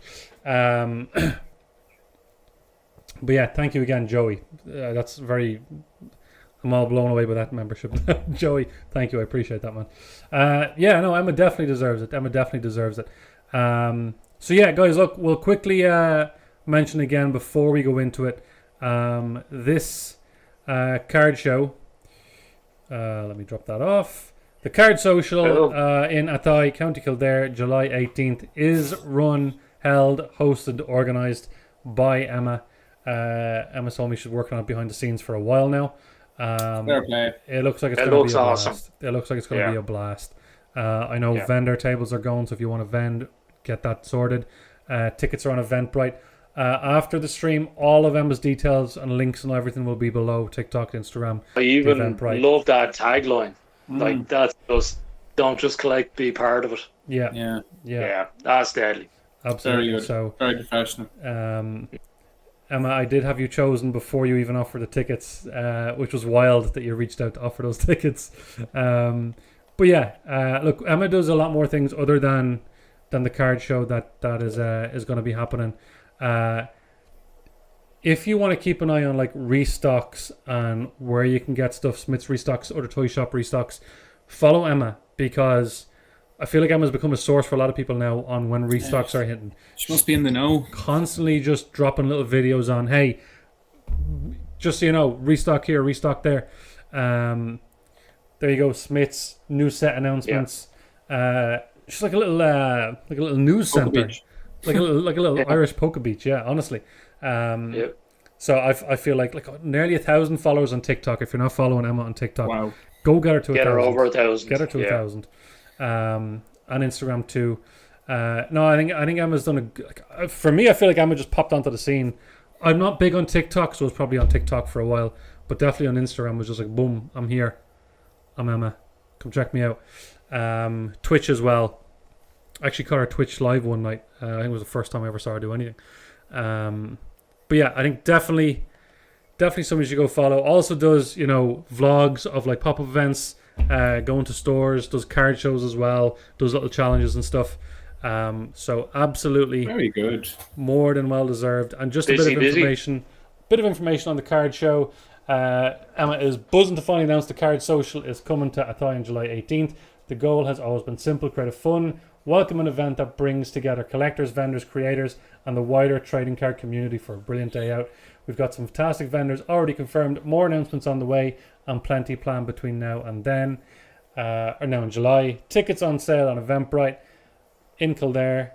Can't wait to share it with you all. Again, all the links will be in the description after. Emma, deserve it. You absolutely deserve it. Ron, we know you're still there. Ron always suffers in the community spotlight. No, definitely deserved. Guys, can we get a big round of applause in the chat for Emma? Doing some great things in the community. Definitely go follow her. A lot of updates, a lot of constant updates. Emma, keep that going because it's great. Also shares, collection, pack openings, all that good stuff as well. But I personally appreciate the the updates that you do. So guys, round of applause in the chat for Emma. And once we see the round of applause, Good we'll job. tell you how to enter the giveaway for 2 tickets to the Card Social in Kildare. We see a lot of love in the chat already. Well done, well deserved, absolutely. She did say she was Scarlet. Awesome stuff, Emma. Well deserved. Absolutely. Thank you, guys. Absolutely, Emma. YouTube is a work in progress. I didn't know if you wanted me to say that, but I did find a cheeky YouTube floating around there. Polka Brown with some nice words there. Let me pull that up on the screen. Where are we? Polka Brown. Of course, that thing is behind. It's only catching up now. Okay, Polka Brand says Emma's a genuine nice person and gives back big time. She deserves this and everyone needs to attend her event. Glad to have met her and big things coming. Absolutely couldn't agree more. Fair play, Brand. Polka Brand, just want to shine. A kid lost her binder at a show and Emma went around and built her a new binder. So again, well done. Wow. Well, there you go. That's It's the things you don't record, like. Unbelievable. Yeah. I had never heard that story. So Yeah, there we go. Brand, thank you for sharing that. That's a beautiful story. I'm even happier that we have Yeah. Emma. Unbelievable. Well deserved. Big shout out to Emma. And with that being said, let us tell you guys how to do the giveaway. Now, normally we give away the tickets live here to you guys in the chat. However, for 2 reasons, we're not going to. So, not everybody in the chat. A lot of people like to enter the giveaway, whether they intend to go to the show or not. Yeah. And then someone People will love win a and be giveaway. like, people will win and be like, oh, I'm actually going. I'm like, great, we have to resort it. So, number 1, not everybody in the chat's going to go. Also, I realize a lot of people watch these podcasts back afterwards, and there may be people watching this back after that do intend on going. So, to enter the giveaway, what you got to do is, after the podcast, when it uploads live, leave a comment on the uploaded video and just write Card Social. You can leave a comment with it. Tell us if you enjoyed the podcast. Tell us if you're looking forward to Emma's card show. But the exact 2 words you got to put to enter is Card Social. That gets you into the giveaway. And probably this time next week, we'll reach out to the winner and get you sorted with 2 tickets to the show. So again, thank you, Emma, for the 2 tickets. I'll remind everybody again at the end of the podcast, you got to comment on the episode after it's uploaded. This should be up on Spotify by Monday. So for people that are listening on Spotify, get over to the YouTube upload and get yourself entered if you would like to go to the Card Social in Kildare.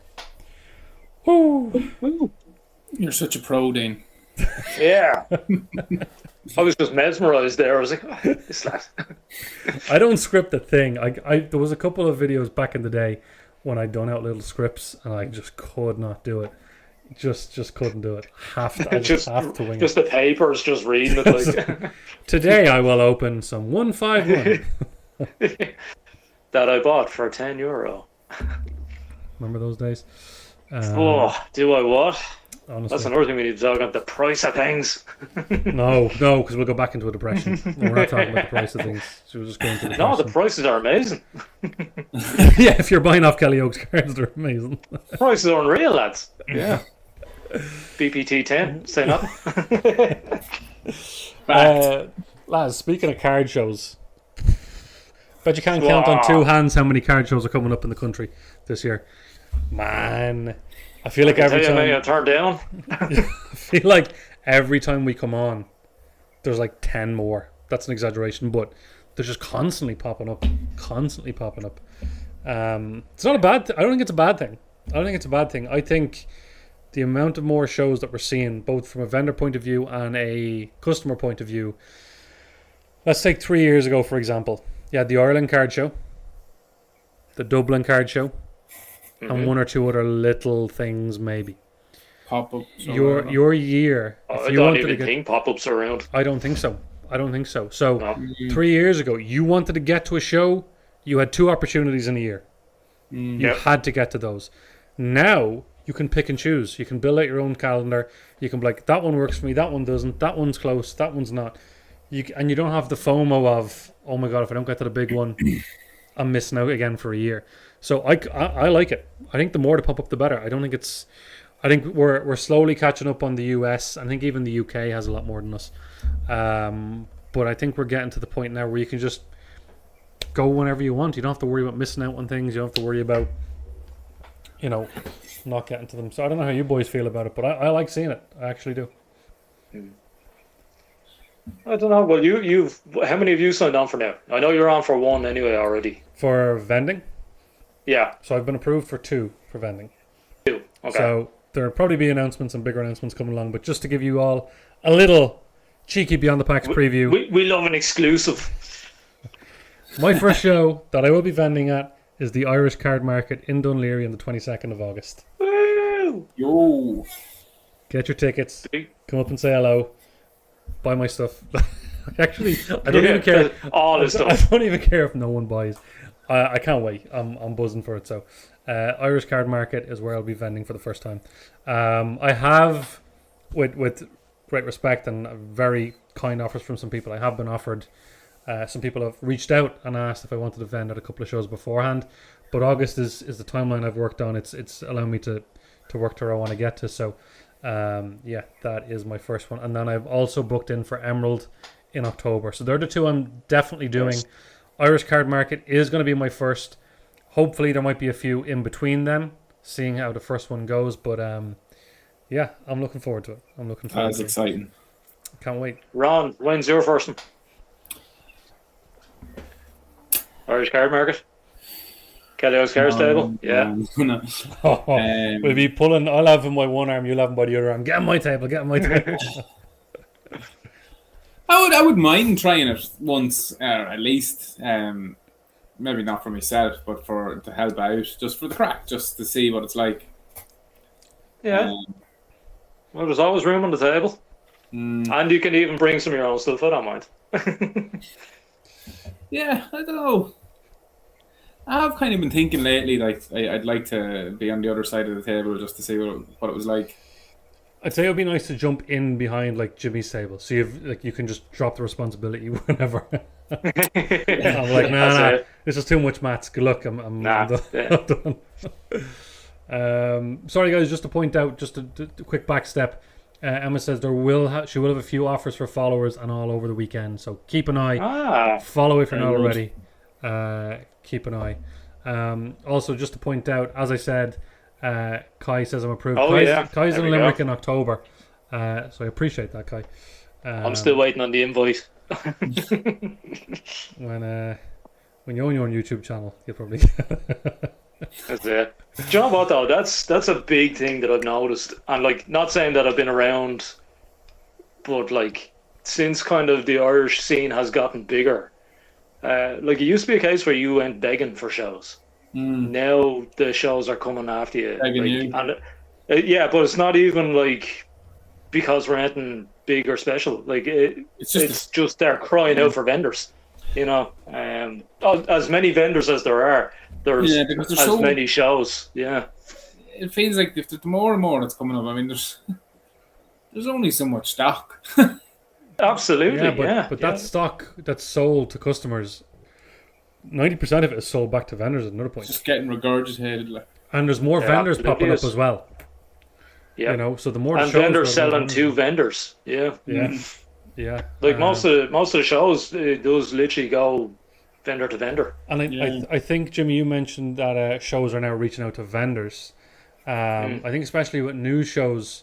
Is there an element of getting someone in who's well established to show massive. Other vendors? Oh look, well Kelly Ogues is here, so I'm legit. Is there an element of that as well? Not that that's a bad thing. Not saying not a bad way. It's no. Well, Jimmy, like if they said that I'm going to be at it, people would be like, oh, that lad. maybe I'll give that county a miss. There probably is an element of trying to get. I don't mean that in a bad way. It's a good strategy. It's a good tactic. My Instagram DMs are literally other vendors asking me, do I know such and such running the show? Is it legit? What do I think of it? Am I doing it? That's more what it is now. There's so many shows. Other vendors want to be certain they're picking the right show to do. And there's no way of knowing. Like, we even said about Cork, their first show, like a lot of vendors would have said, Jesus, I'd never do it again because of like little bugaboos. And then they might have missed out on the second show, which was unbelievable. Definitely top 3 my year. Like, so then people are afraid that they're going to miss out if they say no to one show and then, blows up. So, yeah. It's wild out there now. Definitely turn down more shows. Like the monthly one, isn't it? The Antrim Card Club thing, yeah. He's full up. He hasn't got place for new people, and he has a wait list. Yeah, he has a wait list. Crazy. I have a feeling, and I would like to see more of these monthly thing pops up coming up. It's pretty cool, all right, and it's like a steady flow for everyone involved. It's not a physical permanent shop, but it's a place that you can kind of rely on then as a customer. Yeah. Oh, I missed last month. That's all right. There'll be one next month. And as a vendor, to know that you have a steady, a steady show. Like you got this every month. You can get your other shows in between, but you're guaranteed at least that show every month. So I would not be surprised if I could be giving people in the chat ideas now. All these creative people and someone down south. Someone down south. Or someone who's up north but not across the border, that is close to my vicinity. Yeah. That wants to have me monthly. If you want me to be monthly at your show, put you up somewhere. Get somewhere that's in the northern half of the Republic, and I'll vent. Crackin'Deano will be set up in a garage now every week. Yes, I am, and you guys may get to see Robbo for the first time as he will be at the table with me. Go on, Robbo. Little cameraman Robbo. Pretty assistant. Look at this guy. Look at this guy. He couldn't have just said I won't make it. He couldn't have just said I won't make it. Oh, that's so unfortunate. Brian. Yeah, like what are you doing? Just get away. Smallest violin for you. That sounds class, man. I hope you have a good time. Ah, yeah, that'll be unreal. You've put in a good shift with your content, so go and yeah, blast. Go wild. Well deserved. Yeah. Now that is not where you want to jump in. That's really jumping in the deep end, Ron. I wouldn't. Yeah. I wouldn't suggest jumping in. Actually, go hard or go home. Yeah, true. Yeah. Work a smaller table like mine, will you? For first. Jimmy, we're about to call you out here now. You're asking why you didn't get an invite. I didn't know there was a form, to be fair, but anyway. Get your act together, Jimmy. Get your act together. Jimmy does an audition. To be fair, Kai did ask me to do something as well before, and I said I would, and I completely spaced on it. So I do apologise to Kai. Guy, he's just on the podcast. I don't have any responsibility for him. I don't have any accountability for him. Whatever way he behaves outside the podcast has nothing to do with us. Full disclaimer. Fandom polls with so many shows and new vendors. How do vendors manage to source cards as it is much more competitive now than 12 to 18 months ago? Jimmy? Europe? You don't. You come up with a brand new system to make money that involves not having sealed product. It is so hard out there. For instance, I don't know if anyone can tell me what the pack price is on Phantasmal Flames at the moment. Just off the top of your head. I would guess €8 or something. I would guess not like if Smiths get it in, but just retail, just market in general. Just say card market lows. Would it be 7ish? Would it? €11. Stop! No, it's not. And that set came out what 2 sets ago? Yeah. So you're literally talking Phantasmal 11. Mega Evolution base is 8. Yeah. So to get stock now and be competitive, very hard. You need distribution or a good solid B2B. What about sourcing singles? I think that's what Phantom's getting because he says sourcing cards. Sourcing singles is getting tougher now as well because people are wise to it. You've got a lot more vendors now that are singles only. Yeah. So, their table is, they want to sell you 100% market. They want to buy off you 75 to 80%. There's no gambling in singles, There's not, no. I don't, and I'm not prying you because actually I don't think I've ever asked you this, but I don't see you being out there saying any cards for sale, I'm buying, blah blah blah. And you don't have to tell me because I've never actually asked you, but are you doing that in ways? Are you out looking for collections off people? I never. Jimmy's on the No. streets. Yeah, that's it. Yeah, Kelly's corner. Like. knocking on doors. No, to be honest, I only ever buy at shows, and I love shows because shows fill my binder. Right. So when someone comes and they want to either sell their singles for cash or they want to throw it in towards a sealed product, happy days. Okay.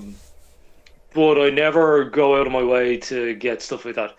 If I know of a friend of mine, like another vendor that has a show coming up and I don't have a show, I will send someone to them to sell the singles.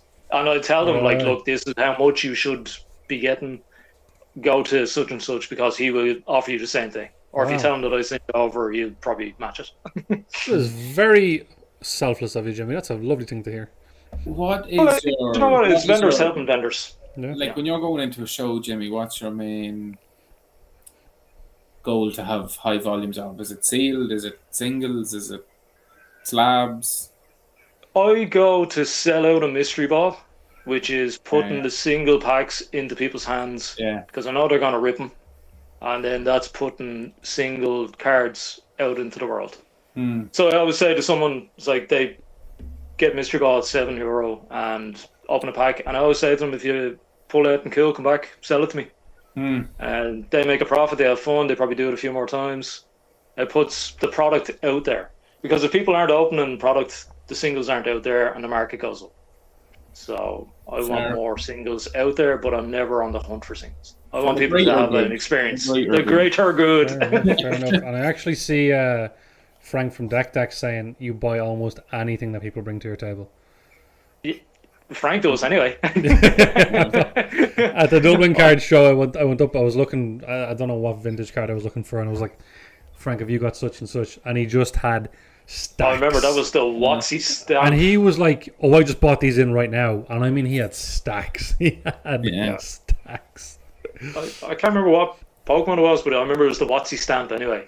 The one you were like that I bought. That you bought off Frank. No, are you talking about Brock's Full Picks, the Watsy stamp? Yeah, sick. That's the only one was I have. Was that from him? I bought that off Olive. I bought that. Oh, I thought it was Frank. Yeah, sorry. No. No, I was looking for. I think I could have been looking for some Neo Destiny stuff off him, maybe. And he had thousands, but he had nothing that I wanted. I see. Just a quick one there. Shay Doc N. I think you might have started the podcast after it went live. You'll eventually see that we're past the conversation, but just a quick one. He has MGC, Ace, and AGS. AGS like their AI grade and on Pop Report. MGC are okay, but their label is awful. Ace has the best label art, and their slabs are great, but recent price hike I don't like. I think you kind of fit in with the majority of how people are feeling right now, Shay. We did have that conversation. I think you're probably just a bit behind on the stream, but I think a lot of people are feeling the same as you right now. I do like the AI grading thing. There's a question there that's going to Decks, but we'll hijack it as well. Is it even more difficult to find good vintage lately versus modern? Jimmy, you buying vintage?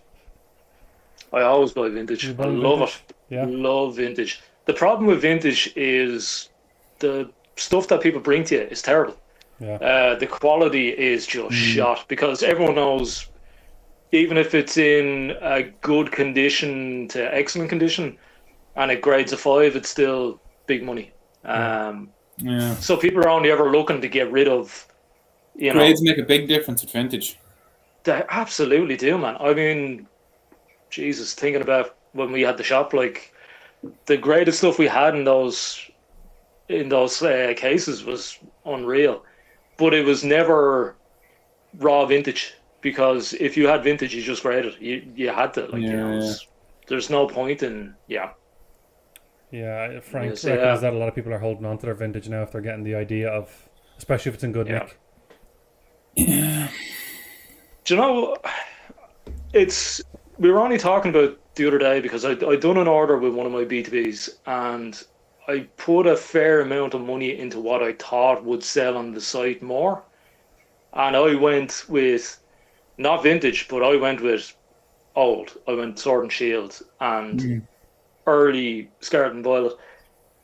It's almost like there's a lot more people now that just want the new stuff that rarely any of the old stuff sells. The art is just See, and with the amount of new people that are joining the hobby, they're massive. Yeah, and it's like they come in and they see all the beautiful illustration rares and SIRs, and then especially if they're younger and the vintage isn't, they might have even been, in the first WotC era. They'll be like, oh, it's just a little hollow. Why would I want? You know what I mean? Or maybe that's an element too. It is. FOMO, like there's nobody. FOMO. Nobody knows what an area. Like that Charizard, the Pikachu, the Gengar. Like the art is. Gone up another level even. Yeah. I tell you what I think plays a big element, and it's we're all going to be criminal of this, especially me, but social media. I think if you were big into Pokemon, into the TCG, and you did a lot of research and you used Card Market and you used whatever Bulbapedia, I'm on a lot. If anyone has never used it, it's a big encyclopedia for Pokemon, unbelievable. Pokebeach, but you weren't on the Instagram and YouTube, and you weren't seeing what people were doing, you weren't seeing the trend, I think you would enjoy the whole thing a hell of a lot more. I genuinely do. Because I think a lot of people, I guarantee, as stunning as I think the Pikachu, the Pikachu from Ascended, in my opinion, is one of the best cards ever. But I think there's a lot of people there's a lot of people that still might be chasing it because of the hype that's around it. It's too hard to afford chasing it now. Yeah. It's over $1,000 now, isn't it? Aye, but even ripping the packs. Yeah. Oh yeah, like Ascended is, for instance, that deluxe pin collection. I have it on the site for 55. One of my wholesaler / B2B has it for 84. And that's who I'm supposed to buy off, put 23% on to sell. Yeah. So, and that's without making any profit. I was going to say that's just the VAT. That's not including the profit. Yeah, that's literally straight up. And your website fees. Yeah, exactly. Yeah. Like I'm paying £40 a month. Yeah, I mean that's if you don't cover that, you're losing. Yeah, I do feel for anyone whose main business is sealed. If you're able to make it up with singles and stuff like that, fair play to you. But it's an awful lot of spreading yourself thin. And I say that to anyone who's thinking about vending. If you're thinking about going in and vending, be sure that you're dead set on just picking one area to get right, to build your brand, and then you can start adding little bits. Okay, sorry, I just got extremely excited about something I wanted to talk about while we're in the vending and seal situation. I don't think we discussed this on a previous episode. So, for those of you who don't know, who aren't following everything in the world of vending and Pokemon and business Pokemon, in the States, definitely one of the shows, and maybe a couple of shows have followed suit, some shows are now putting a block on vendors selling sealed product that's still in print, so about 2 years old. So you're talking your Destined, your Journey, Together, your Prismatic, your Surgeon Sparks. You cannot sell sealed as a vendor at a card show. You can buy it in from a customer, but you cannot sell it. That has happened at one show. I don't know what the show was. I believe one or two have followed suit. What do we think about that? Well, America's crazy altogether. Yeah, it is. I mean, you see all the videos with the vending machines and the fights and the lack of stock that seems to be there. People selling on, I don't know, but you just see the videos at Costco when they're legging it in and ransacking the place. Yeah.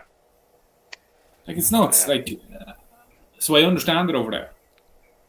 Yeah. Because selling sealed is just increasing the value big time. Eventually. Even that, I think one of the ideas is to stop vendors from going into their Walmarts or wherever, picking up the latest ETB and then putting it on their table. I think it's I think it's to stop that as well. I personally, I like the idea, but I feel 2 years. If it came out in the last 2 years or it's still in print, but I mean, like it's not like you can go into Smith's now and get prismatic and put it on your table. You know what I mean? If you're getting prismatic ETBs now, you're going out and sourcing that from somewhere.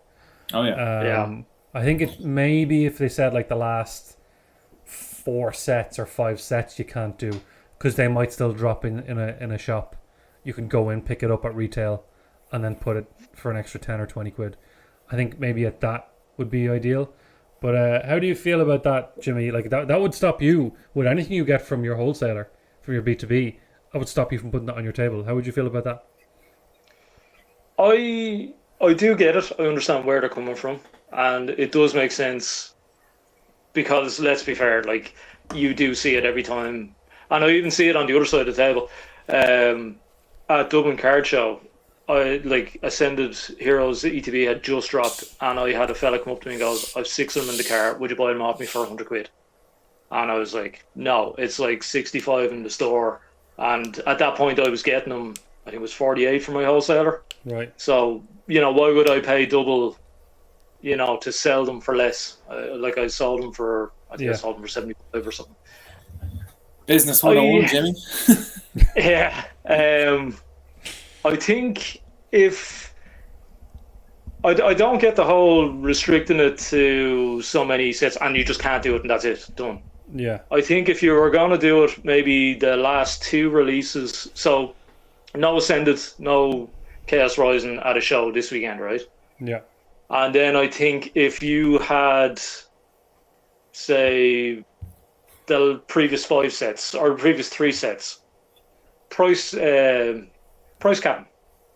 I think, if you're going to be a vendor that has sealed and you have them on the table, this is the price they're capped at per ETB. This is the price they're capped at per booster. Okay. If you can't make money at the capped price, you're doing something wrong. Yeah. Okay. You know what I mean? Yeah. Like you're being greedy then. So I think that could be a way to, because for the likes of me now, some of my wholesalers are only new sets. But it would drive up price in all sets then because people will buy. People are kind of come to the table and go, sure, I can't get such and such. That's grand. Well, sure, why don't we open some Crown Zenith or something? You know what I mean? So you're saying if we took Chaos Rising, that they said, okay, the most you're allowed to sell an ETB for is 65, 70, 75. With considering that some vendors are getting it at wholesale, so you're paying a bit more than what you get it off like an actual supplier. I cap it at 75 for an ETB. Yeah. Just to be a bit generous. For what? Because I do 2-3 sets. Well, for Chaos Rising anyway, because I do see online some retailers who have distribution are $72.99. Christ. So you know what I mean, like, because as well, a lot of the smaller independent retailers that have online stores and they have distribution, you can go into the store and it's 65 on the shelf, 72 online. So they kind of but yeah, I think cap it at 75. I mean, I don't know. I'd like to hear what people think going up to a table. Like if you went up and you seen the most recent set and you knew yourself, oh, that lad down there has ETBs. Oh, sure, this show is capped at 75 on ETBs. Let's get there quick. Well, Phantom said... But for me, going into any show, I wasn't there to buy modern, like the freshest stuff. Yeah. I was there to get something that I couldn't get in a shop. Yes, that's my big thing about going to shows. It's an opportunity to get something that you can't always get.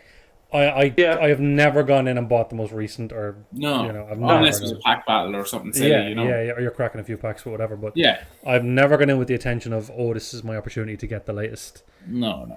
I haven't gone to a show as a buyer in Jesus years. Like I just don't go because I get FOMO. You can do it as a vendor anyway. If you find the time. But even after the show or even before the show, maybe. Get your few minutes.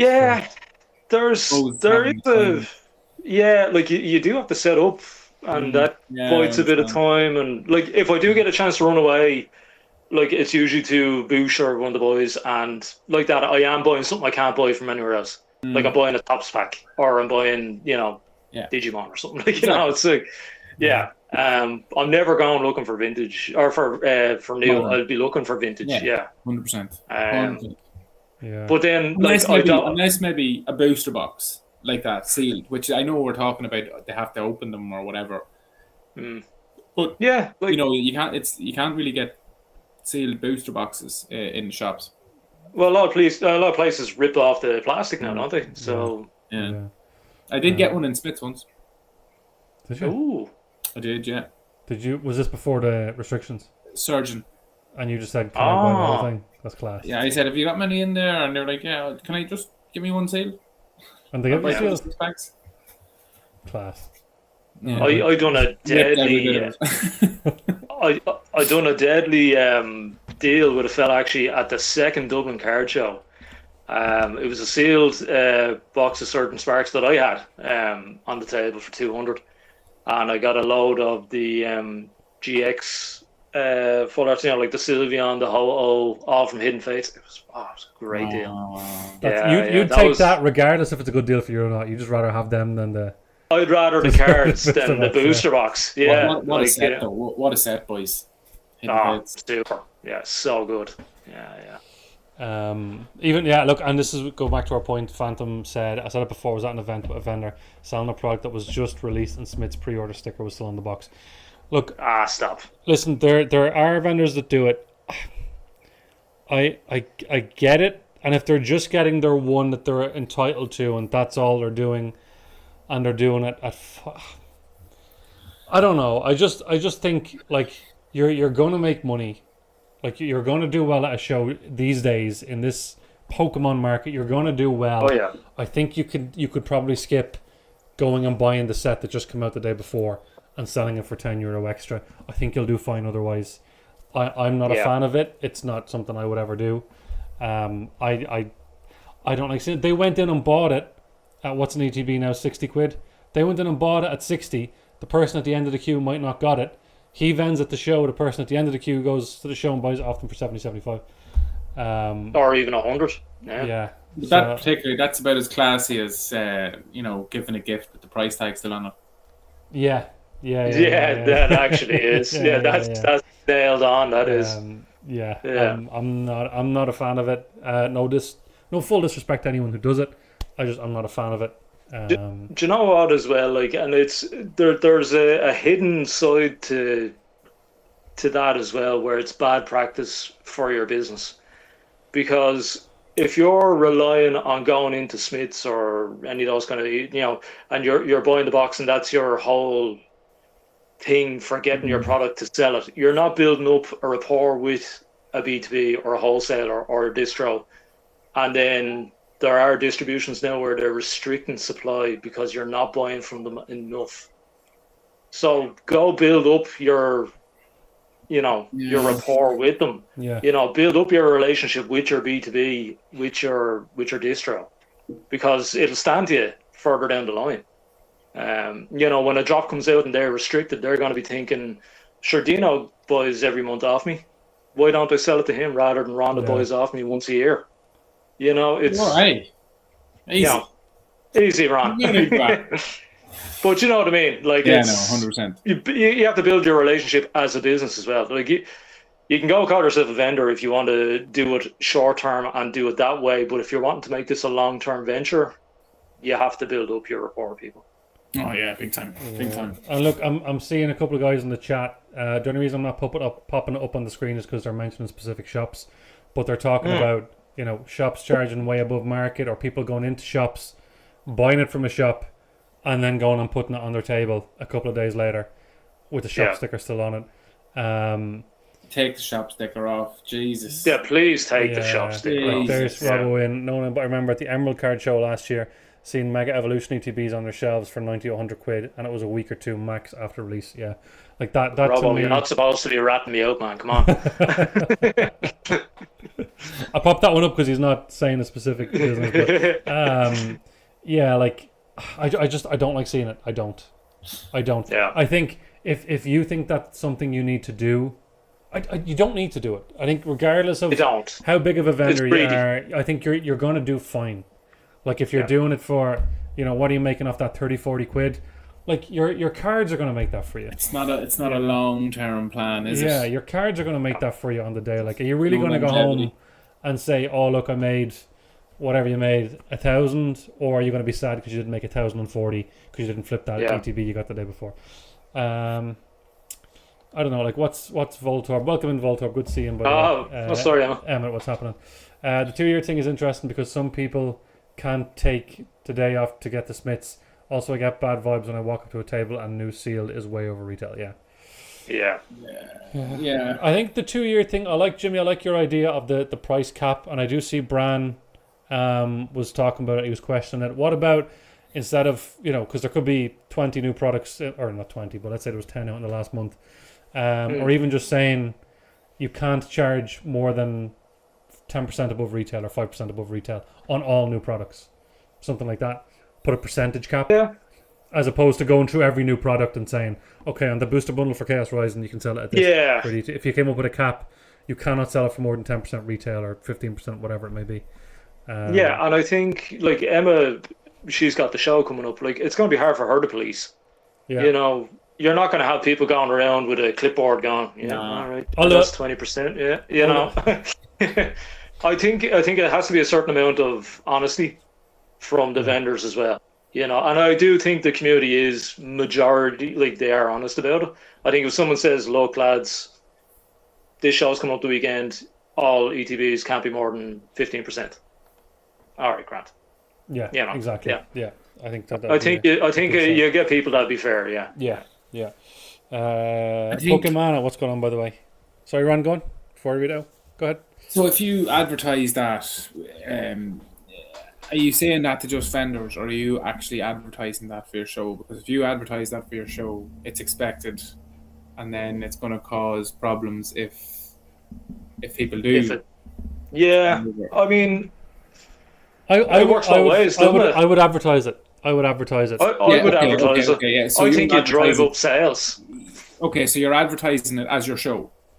Yeah. Right? So say Emma, for example, there she advertises it. No one sells modern ETBs for above 15%.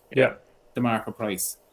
I think her ticket sales would go through the roof, and that'd be good for that. Okay. So you're not speaking for a vendor point. I think ticket sales, if you advertise, will be A1. I go to a show like that. Do you think a show then should have a, the way like say Potato Paints or someone has a pinned post on their Instagram saying that if you've had dealings with me, leave a comment on how it went. If a show did that where they say the pin posted the flyer of that show for that date, they could do like a feedback post of that show, or if vendors oversold. I was like, always about to start calling people out socially. This is it, name and shame. People are policing it. That's exactly why I said go public with it. Is because people will, if people know that vendors are breaking the rules, people will highlight it. Now, whether you put up keyboard warriors, here's a personal form, here's an email to use, please take a picture, send it here, or you do it like a public post, whichever way you do it, people would 100% be all over that. Absolutely. And then I suppose you could do it the other way as well. I know it's terrible, we're using Emma's show as sorry Emma. Sorry Emma. Please go to Emma's car show, it's going to be wonderful. Your show is going to be great without us, Emma, don't worry. As well, like if you have a vendor who has gotten negative feedback, they're not invited back. It's in their own best. It's their own best interest to be legit. The show can then vet future. Exactly. I think we're onto something here. I think this could be it, lads. Write all this stuff down. We can sell these ideas. Copyright trademark it. That's it. Clip it. Especially with all the shows that are coming up, lads. Honestly, I do, because like you're saying, you've got one guy that goes to a show on the 1st of June, picks up an ETB for 60, 65 or whatever, right? At the end of the month, that ETB is 100 quid, and he goes to another vendor, sells it, blah, blah, blah. Then that vendor the following month goes and sells it for 120, 125. That ETB is only 2 months old. So why is it gone from 60 to 125? Yeah, that's what I mean. Yeah. I feel like I'm putting pressure on the likes of Kai and Emma. Who We're are getting setting up pretty shows. animated here. These like, guys, Emma and Kai are probably Just sitting there going, "Oh, brainstorming here." here. Like, you don't. yeah. Yeah, Don't no, listen listen. to us. Oh, We watch don't know anything. us run a card show and be like, I'm not doing that. Jeez, I'm not calling people out. Fucked. I know, but you know, it is a good kind of way of. I think so. I think. One. I tell you what. Maybe the bigger established something. Randolph Pokemon did say in that podcast that I actually agreed with him with. Right. Again, I'm sitting on the fence on everything else, but the one thing he said was they asked him, you know, how does Pokemon look in the UK for the future? And he said, I think there's a big potential. I think it's going to keep growing. And I've been saying that about Ireland for a long time. I've been saying Ireland is a long way to go. I think it's on the way. I think Ireland is getting bigger and bigger. But the one thing he said is people need to control it. People need to help make sure it continues to go the right way. And the only way we can do that is by doing all these little things where, you know, our card shows starting to say, hey, okay, you can't do this, you can do that, you can't do this. So I do think it comes down to how people start behaving. Are people going to be policing things more? Are people going to be strict in the correct way? Because I do think Ireland has a lot of potential. I think we've got just so much more that is going to come from us. But I do think as long as everybody's doing, or the majority of people are doing the right thing the right way, people who are in the more powerful positions, people who have card shows, people who have businesses are setting the right example, doing the right things. Yeah, I think everybody has some kind of responsibility in the hobby to make sure you're doing good stuff. You know what I mean? Do we fancy doing the giveaway? Well, we've got tickets to give away as well. Oh yeah. Are you giving away stuff as well? Oh boy. Jimmy. Well, it's the summer. Hang on a second. I brought a Pokemon a while ago who used to work in Smith's, and he remembers ETB sitting in the stock room for months. I do remember days going in and going. Oh yeah, You the good old days. could buy Paldea Evolved ETBs and Smiths at one stage for €25. And then shortly after 151 and Obsidian were lined up beside it. Man. Yep. €25. Couldn't get rid of Paldea Evolved. They got rid of them to me, and I still didn't pull the magic carpet. No, Sure. no. Paladin Fates was $32.50, I think it was, for a booster bundle. 200 today. I checked the miles there. What a set, though. What a set. Sorry, just a couple more. I just wanted to grab from people that are making good points. Back to Jimmy's point, is an extra 20 or 30 euro better than a consistent returning customer. Exactly. And that's something that I think is just be better to your customers. Yeah, be good to your the customers. customer experience, if you're a businessman. It's all about the money.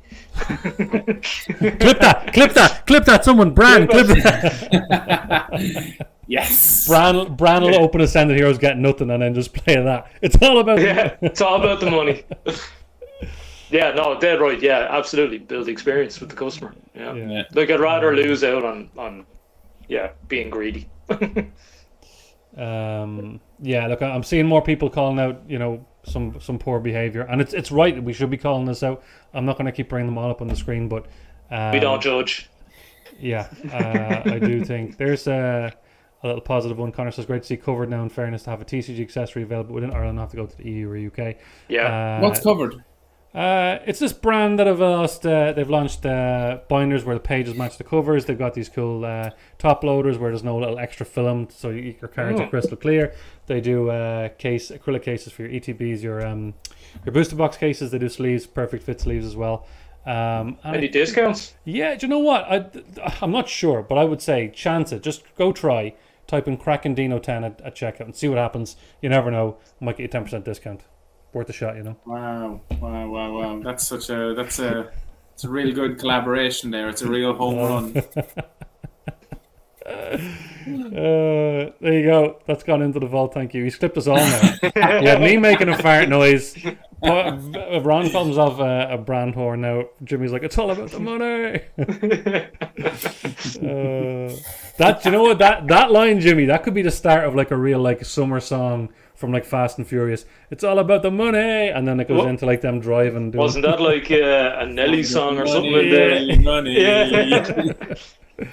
Don't say anymore. We'll be copyrighted. Shane O'Mac. Here comes the money. Yeah, Money, Here money, comes the money. money. God, he did some mad stunts too, didn't he? Ah, unreal. Ah, very good, Decks. Yes. Crackin'Deano time to check out. Last one. Not doing it again. Not doing it again. Is Olive still in the chat? I don't know. She packing orders. That's what it is. Probably. She's licking her chops. Right. Do you want to do a giveaway or do you want to play a game? What do you want to do first? What do you want to do? Jimmy, do you have something to give away? I tell you, I have something to give away, and I've 7% battery. Oh shit! Oh lad, have you got a charger? No. Can you not get charged while you're on this? No. Nope, because my microphone's plugged into it. Just take out the microphone. It's the sound or the Can you not plug out from the phone and just use the phone? Just use the camera as it is. I probably could, but for the giveaway, we'll Right. do that. Yeah, it's what I Yeah. Right. And then if you Yeah, if you missed the game, that's your own problem. Yeah, that's my own fault. Yeah. Right, well, anyway, What's the giveaway? because it's the summer, we have. Oh, Is that like a bucket and spade? a little custom one. Oh yeah. That's so cool. Oh, we like that. Where did you get that? Oh man. I'll not tell him. But anyway, the top is from the Pokeballs, and it's just a little bucket from a book and spade. I love That's that. class. I love that. I'll even throw in the book and spade and a little yellow duck if they wanted, Egg part two. Part two. Right. This is going away to the people in the chat. This is going away to the people in the chat. Yeah. Let me pull up my little giveaway system here, and I'm we'll get so into this. It's the summer, baby. It's got to be done. Yeah, you're Feels giving like such summer summer. vibes. The shirt, everyring. Get the sunny that's back. Gengar's got the sunglasses. We'll go. I know what we'll do. I'm not fucking holding that thing on, like. All right! Exclamation mark Jimmy in the chat. Win yourself a poke bucket. Exclamation mark Jimmy in the chat. By the way, it's cursed. Why is it cursed? Oh, you just don't open it ever. Yeah, never open it. Keep it No, sealed, never open it. and then sell it at a show for double what you got. Sell it back to me. Open it, pull something crazy, sell it back to me. Exclamation mark Jimmy in the chat. Win whatever that thing is. I have no idea what's in that. I have no idea what's in it. Can I just say, lads, it's great to be back. It is great Isn't to be it back. just It is great to be back? wonderful to be Yeah. back. Yeah. So good to be back. It's only been 2 weeks. I miss it, like. Oh, big time. I even don't mind Jimmy tonight. Yeah, we're actually getting on. Yeah. Lads, we've gotten this far without mentioning the war. Can we just keep it right, professional fair that we're nearly done, and then you just can go back to whatever. Anyway, exclamation mark Jimmy in the chat. Get yourselves in with that giveaway. Definitely this after my first week. Oh yeah, Poke Guy, congrats on the new job. I think you're doing an internship. Congrats. Voltorb, yes, there is something in it. There is. Actually, I don't know. Actually, is there something in it? The winner will find out. I hope it's just an empty book. It's just sand in it, like, I do live down near the beach. Inside is a link to Jimmy's website. Yeah. Actually, I do have something in there for Beyond the Packs, but it's just like a leaflet. A leaflet? I don't even know we had We have a leaflets. leaflet now? I didn't know we had leaflets. I have a little leaflet, yeah. If the battery in my phone stays alive long enough, I'll go up and grab another one. I bought like 100 of them for Cork. Legend. I'm down to 5% now. Oh god.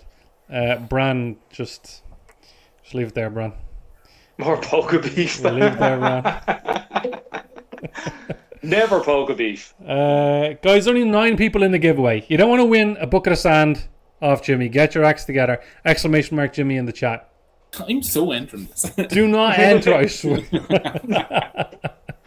I I think Alison's entered. Once we do this, we've got a nice Back we've got a nice little we got a nice little game to play after this, and then we'll Pokekai ordered Pokekai stickers. Do I have a? Oh, I need a Pokekai sticker for my backboard. Yes. Yes, Kai. Need that. Culture needs one for the box. All right, guys, you got another 30 seconds to enter the giveaway, and then we'll run it. Exclamation mark Jimmy in the chat. Get yourself in with a chance to win a bucket and spade. Is there a spade? Oh, you Spade. Can they have the spade? Can they have the spade? Oh, of course they got the spade. It's like that game Bullseye years ago. Do you remember the game Bullseye? You've won yourself a horse. Have yourself a chance to win a lovely pin. You've won a VCR in 2026. Lads, And it's absolutely a fact that everyone in chat is like, what are these alphas on about? Oh, you're 100%. What? just so you know, the clowns in the chat, you can't get extra entries. The system just doesn't allow it. So you can put in the extra ones all you want.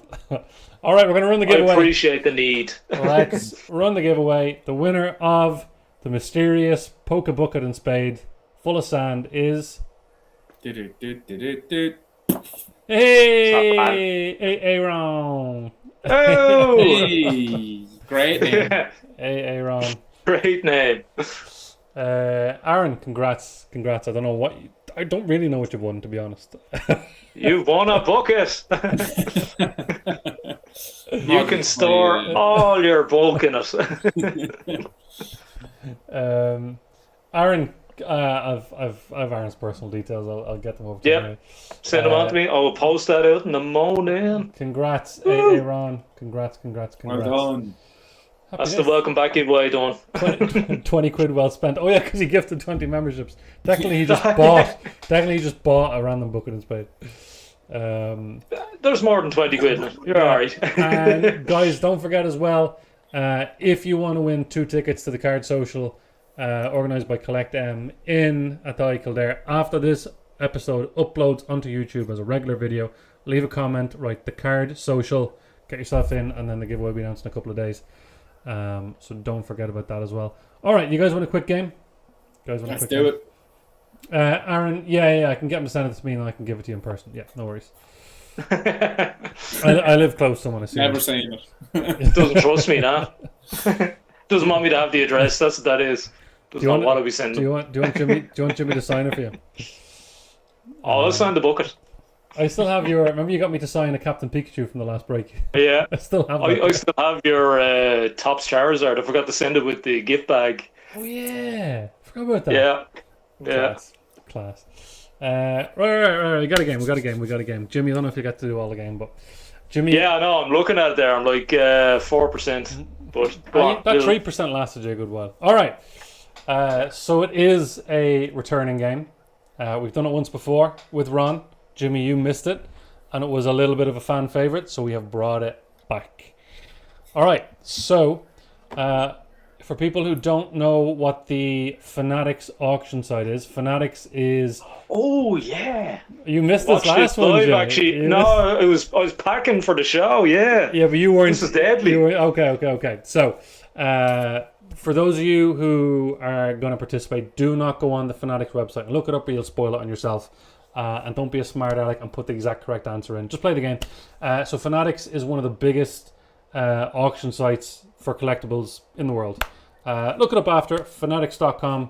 They run weekly auctions for like top end Pokemon stuff.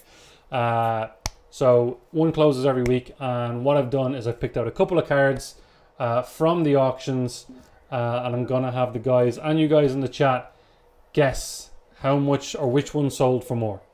All right, so I'll bring up the first two, and we'll see what people think. So the first one is a 1999 Pokemon Korean base set, first edition, BGS 10, not Black Label, BGS 10. Read the small text, pop 1 of 1. So 1 of 1. Now it's Korean. So in terms of like the popularity of languages, it would probably go English, North Japanese. or South Korean? And I don't know. Go on, Ron. The hard questions. Political Ron. That's It's probably south.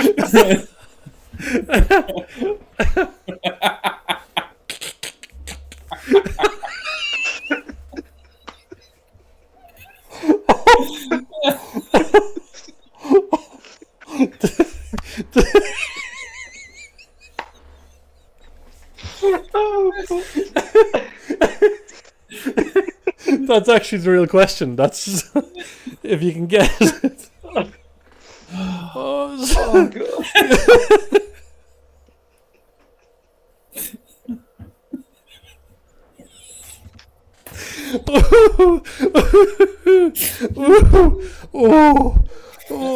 Stop. Oh, I've got the tears. And that's the end of Beyond the Packs. Oh, stop. Oh, now we're definitely getting kicked off the YouTube live. Oh, that's Oh, man. Oh my God, Ron, that was a banger. Good, fair play. Kudos on that one. Oh, stop! I don't know why it got funnier the more I thought about it. yeah. Oh, stop! Right. Anyway, I don't know why I just went for like Team America there all of a sudden. Jimmy's battery will be gone by the time they recover. Oh man, I love that. Right, okay. So, 2009 Pokemon Korean base set, just Korean, we don't know. First edition, BGS 10, pop 1 of 1.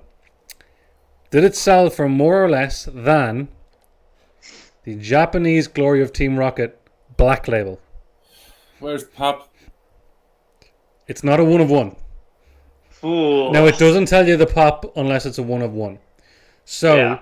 the things you've got to consider here is, yeah, it's a pop 1 of 1, but it's Korean, which is probably the third, maybe fourth after simplified Chinese, most popular, and it's only a gold label. It's still a 10. But it's 99. But then you've got a Japanese black label of one of the most popular sets in recent time. Which sold for more?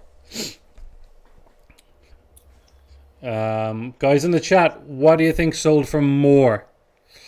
The Charizard or the Mewtwo? Japanese quality is outrageous. Right, Gary is saying the Rocket went for higher. Guys, sorry, if you're saying less, just tell me what you think sold for higher. Pokekai.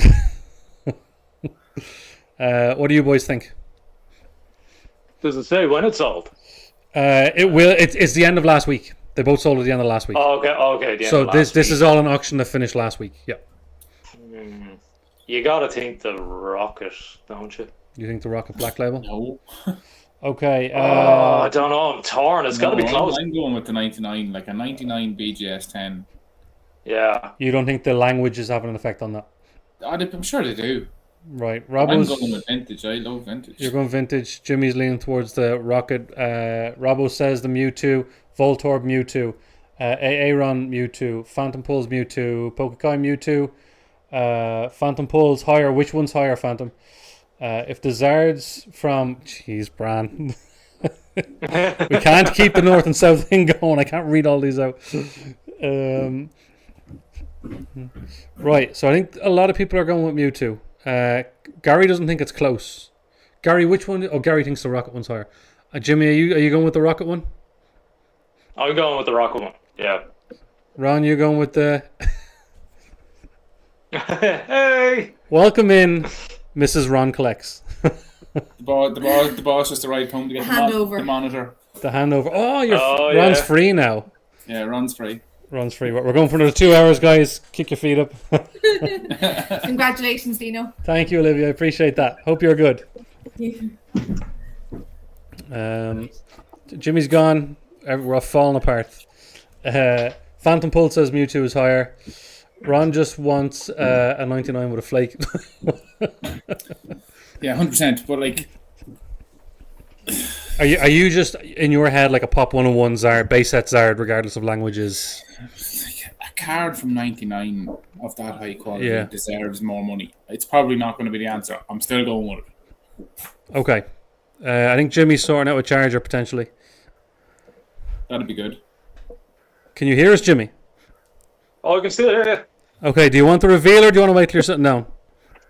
No, go on. We're good? Okay, so the Charizard 1999 base set Korean, first edition, pop 1 of 1, sold for $72,000 on May 25th. Alright?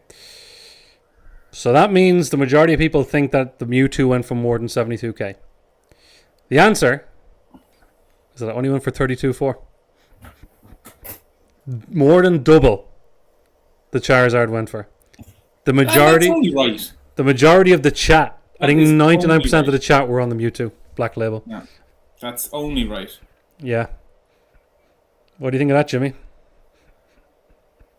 Oh, Jimmy's gone. We lost him. We just have a blur. It's only right. It's only right. Yeah, look, I mean, there's only one of that card in the world in a PSA, in a BGS 10. Like, a pop 1 of 1 is a big deal. Pop 1 of 1 is a big deal. Even if you didn't give me the population. Even that if is a BGS 10 of a 99 card. So even if it wasn't pop 1 of 1, you still would have went desired. Yeah. Really? And Yeah. deservedly so. So do you think, let's say that, so it's pop 1 of 1 now, let's say I that wonder increases how many have been printed of each. Yeah, I mean, you could set up different scenarios here. Like, I wonder what is the pop of that Japanese Black Label. If the pop of the Zard was the same pop of the Mewtwo, would that make a difference? Considering the Mewtwo is still in the Black Label. I'm happy with that. That is correct. That's the way it should be. You were spot on. You were very correct. Yeah, it was more than double. Like, it's Charizard supremacy. Yeah, that's exactly it. Vintage Charizard supremacy. Yeah, exactly. Yeah, I don't know why you went against the Zard. It's definitely Kim's Bram. It's because it was nearly too obvious. See, I thought the Korean, and I thought the Korean would affect people's thoughts, and then I thought the Black Label would have the effect. And I think I did a good job. I think I fooled most people. Couldn't fool Ron. Even if it was an English, Mewtwo, then maybe you'd be Closer. You'd be closer. Yeah, I thought, I was shocked to see it such a price difference. I thought it might have been closer, but yeah, pretty wild. We'll give Jimmy a second, see if he's coming back on. Is he texting us there?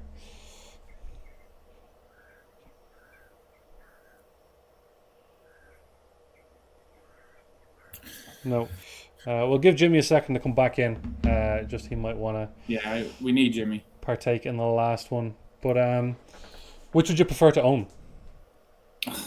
Don't even. Yeah. As much as I want a Black Label, a BGS 10 of a 99 Charizard. Come on. Yeah, that's the other thing as well, is BGS is very strict. So to get a 10 on a vintage card like that is extremely impressive. Now, I don't know when that was graded. Like, was that graded a long time ago when it might have been in better condition, or has that been held up until a year or two ago and then graded? But either way, I think the more you think about that, for a vintage 99 card, first edition, to go get a 10, not an any old 10, from a strict grading company like BGS, it's pretty insane. Look at what the Bubble Mew done last week. That's what I was thinking, Gary, when I said the Mewtwo Bubble Mew. Okay. Now give him the flake for his 99. Gary would pick the Mewtwo over the Charizard.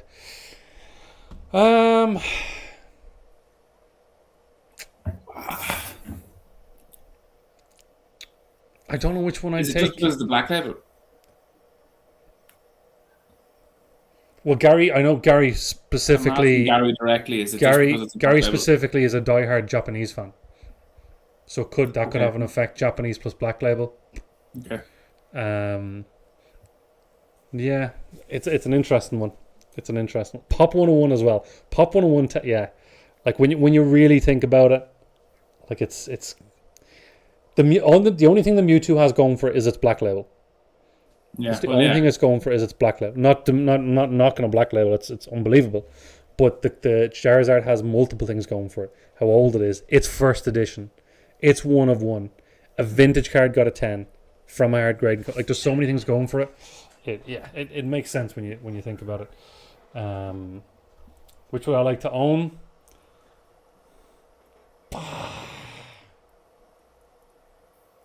Be honest with yourself, Dino.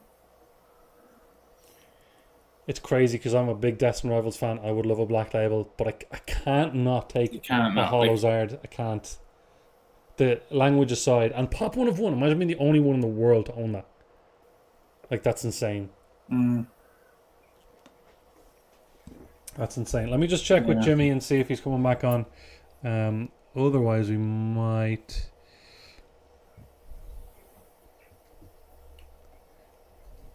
Because I do have just one more. We've just got one more. I just did 2 rounds of this, and then we'll let everybody go to bed or go out to the pub, whatever their plan is. Oh, oh no, that's you. I thought it was Jimmy. If he texts me back and lets me know he's coming back on, we'll wait. If he's not, how's he going to text me back if there's no battery in his phone?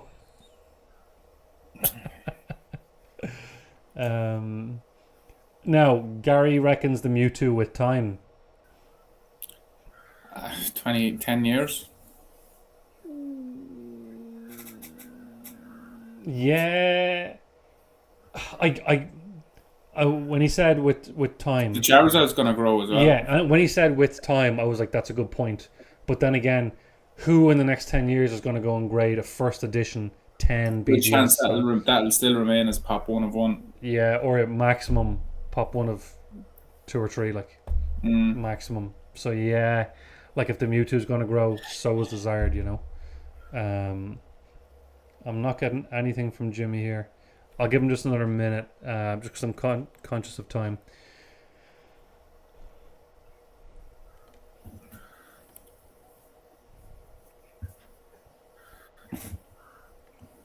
I love how we talk like someday we could own one of these. What are we at?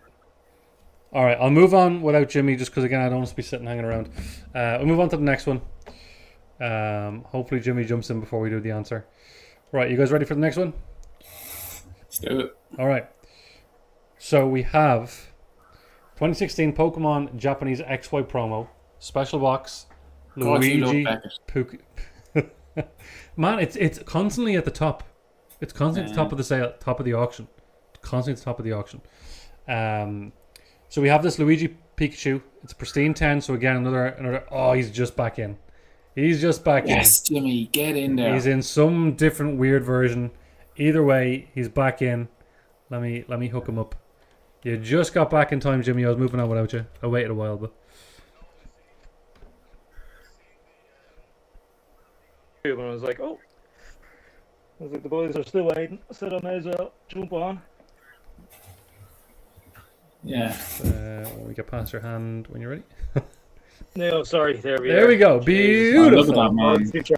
Another POV. We're on the last one, Jimmy, and then we'll call it a night, right?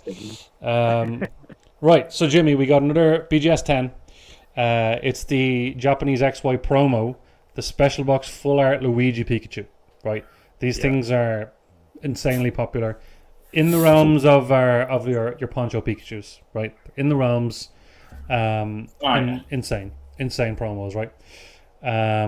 What a collab. We are two favorite things. What? Luigi and Mario and Pokemon. Super Mario and Pokemon. Right, and we're comparing that with 2003 Pokemon Skyridge Hollow Vaporeon PSA 10. Is that what you were waiting for me because of Skyridge? I knew you'd like to see the Skyridge one, yeah. It's the vintage kind of against the slightly more modern. Yeah, but promo, we're talking special collab here. No. I'm not trying to sell you. I'm just I'm putting all the details out there. Just for anyone who doesn't know, Skyridge is just for anyone who's very modern. Skyridge was low print. Was it? It was the last Watsy or was it Quapalas? It was the last Watsy. So they didn't do multiple prints. So it's beyond impossible to get your hands on packs or cards, never mind a sealed box. So it's not impossible, but it can be financially impossible. exactly, exactly. So let's see what the chat's saying, right? Gary is saying has to be knowledge on it. So Gary's saying it has to be the poncho. Just to confirm, it's not a poncho. It's just Pikachu I'm going dressed with as the Beckett Luigi. here. You're going with the Beckett. Yeah. I'd say Beckett as well because I did sell a damaged Hollow Vaporeon for £100. Okay. I don't think it's gonna be up there. Okay. So now, that's 10 and 10. It's definitely a couple of grand anyway. Yeah, no, I'm going with the Luigi Pika. Okay. So Luigi for Ron. Jimmy, you're going with I'll go with the Luigi. the Luigi. Yeah. Okay. In the chat we have Gary's going with the Luigi. We have Pokekai going with the Vaporeon. Andrew reckons it's close. Gary says it's a 12k card raw. Kai says that's older than me. Phantom Pulse goes to Luigi. Dex goes to Skyridge. Phantom reckons Luigi by a lot. Andrew reckons Luigi. Pokebran Luigi. Voltorb Vaporeon. This one's more split than the last one. And everybody went with the Mewtwo in the last one and were drastically wrong. But this one's a lot more split. So the two boys here are going with the Luigi. And we're very split in the chat. Yeah, I'm going with Luigi, definitely. Do you reckon it's a big difference? No. You reckon it's close? Sorry, that's close.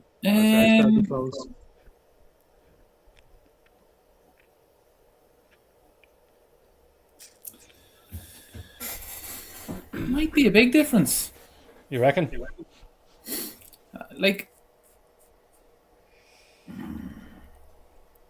They're both going to be low print. No, probably not a massive difference. Okay. I'm still going with Luigi, definitely. With Luigi. Okay, you ready? So, the Luigi sold last week on auction for 21,600. Oh, it's the Vaporeon, isn't it?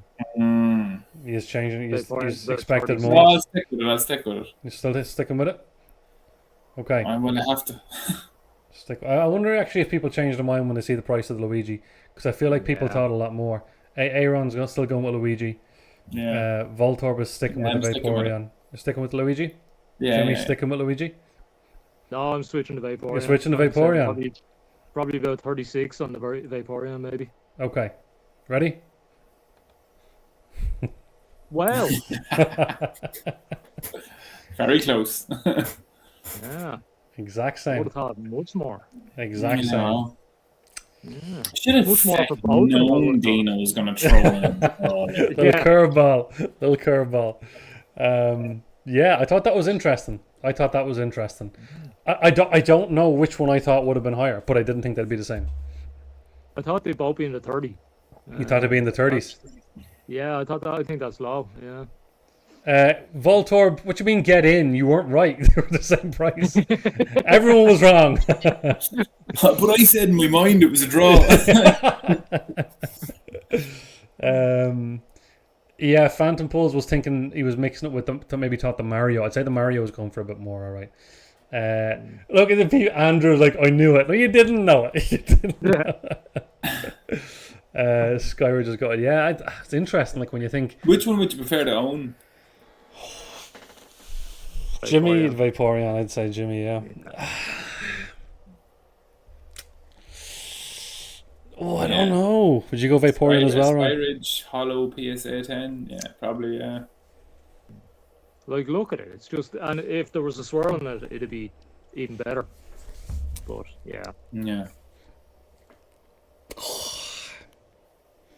Although this isn't part of the quiz, I'm not playing anymore.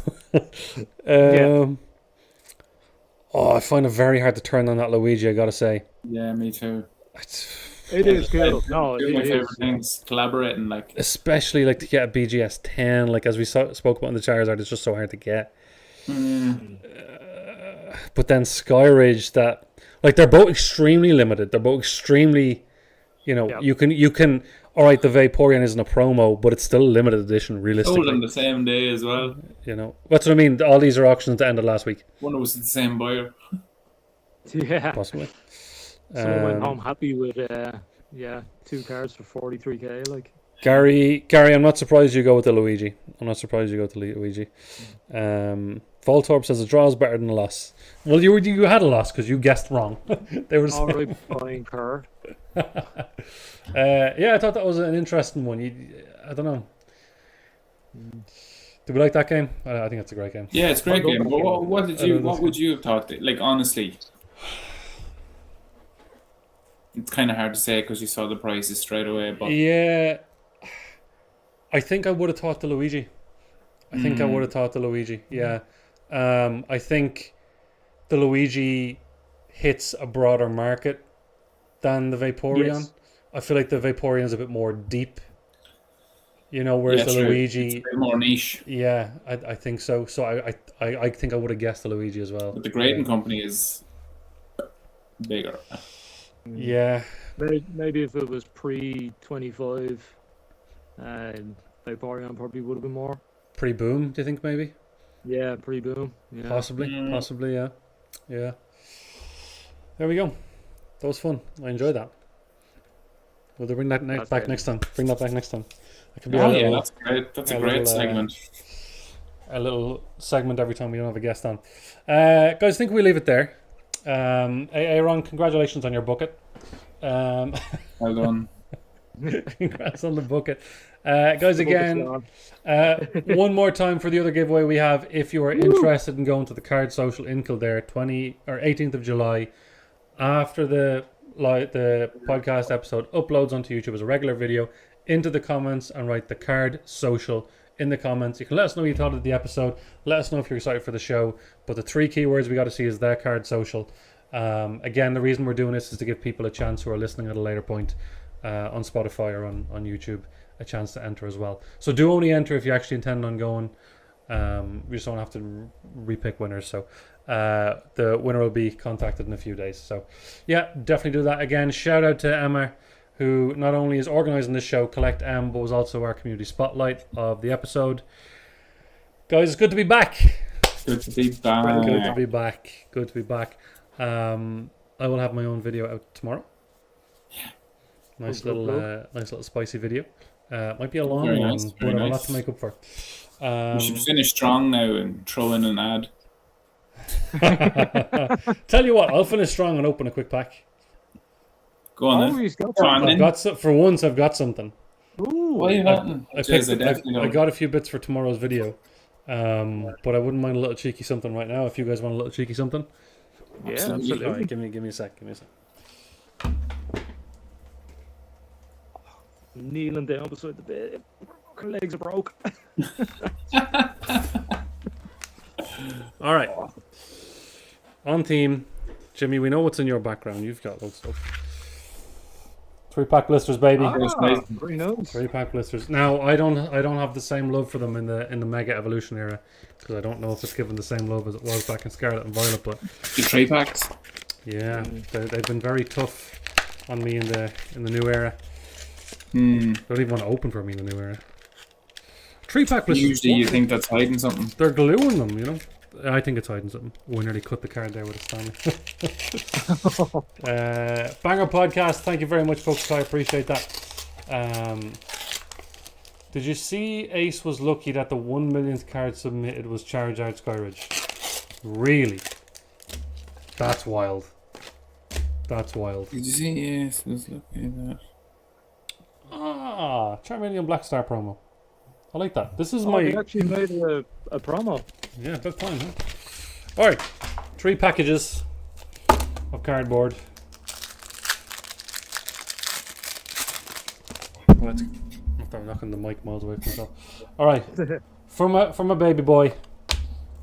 Go on to Fionn. For Fionn. Oh. Hey! Very nice. We'll take that little Chespin. Yeah. Happy Very days. nice. We'll take that. Very nice. Don't be using up all Fionn's luck straight away. Good man, Fionn. Young lad Fionn, huh? We'll leave the Greninja artwork till last just so we can get the Greninja to finish off. No, my luck, I'll never get that Greninja now.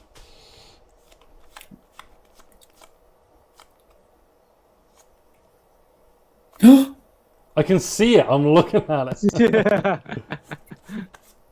Alright, not done that one. Last one, Greninja artwork. Hard pack magic. Last pack magic. With that hand speed.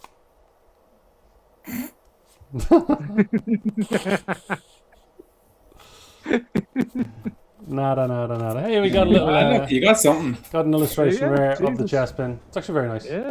I actually thought it was a Got any cutie pie sleeves? originally. It's very nice. Very nice. Very nice. Lads, been an absolute pleasure. We're back, baby. We are We're back. There's actually another ad on there now. I'm not doing it. I'm not doing it. You're absolutely relentless, Dana. Unbelievable. Lads, pleasure. I enjoyed that one. Yep. Fast. As always, big thank you to everybody in the chat. As always, you guys make the podcast that little extra special.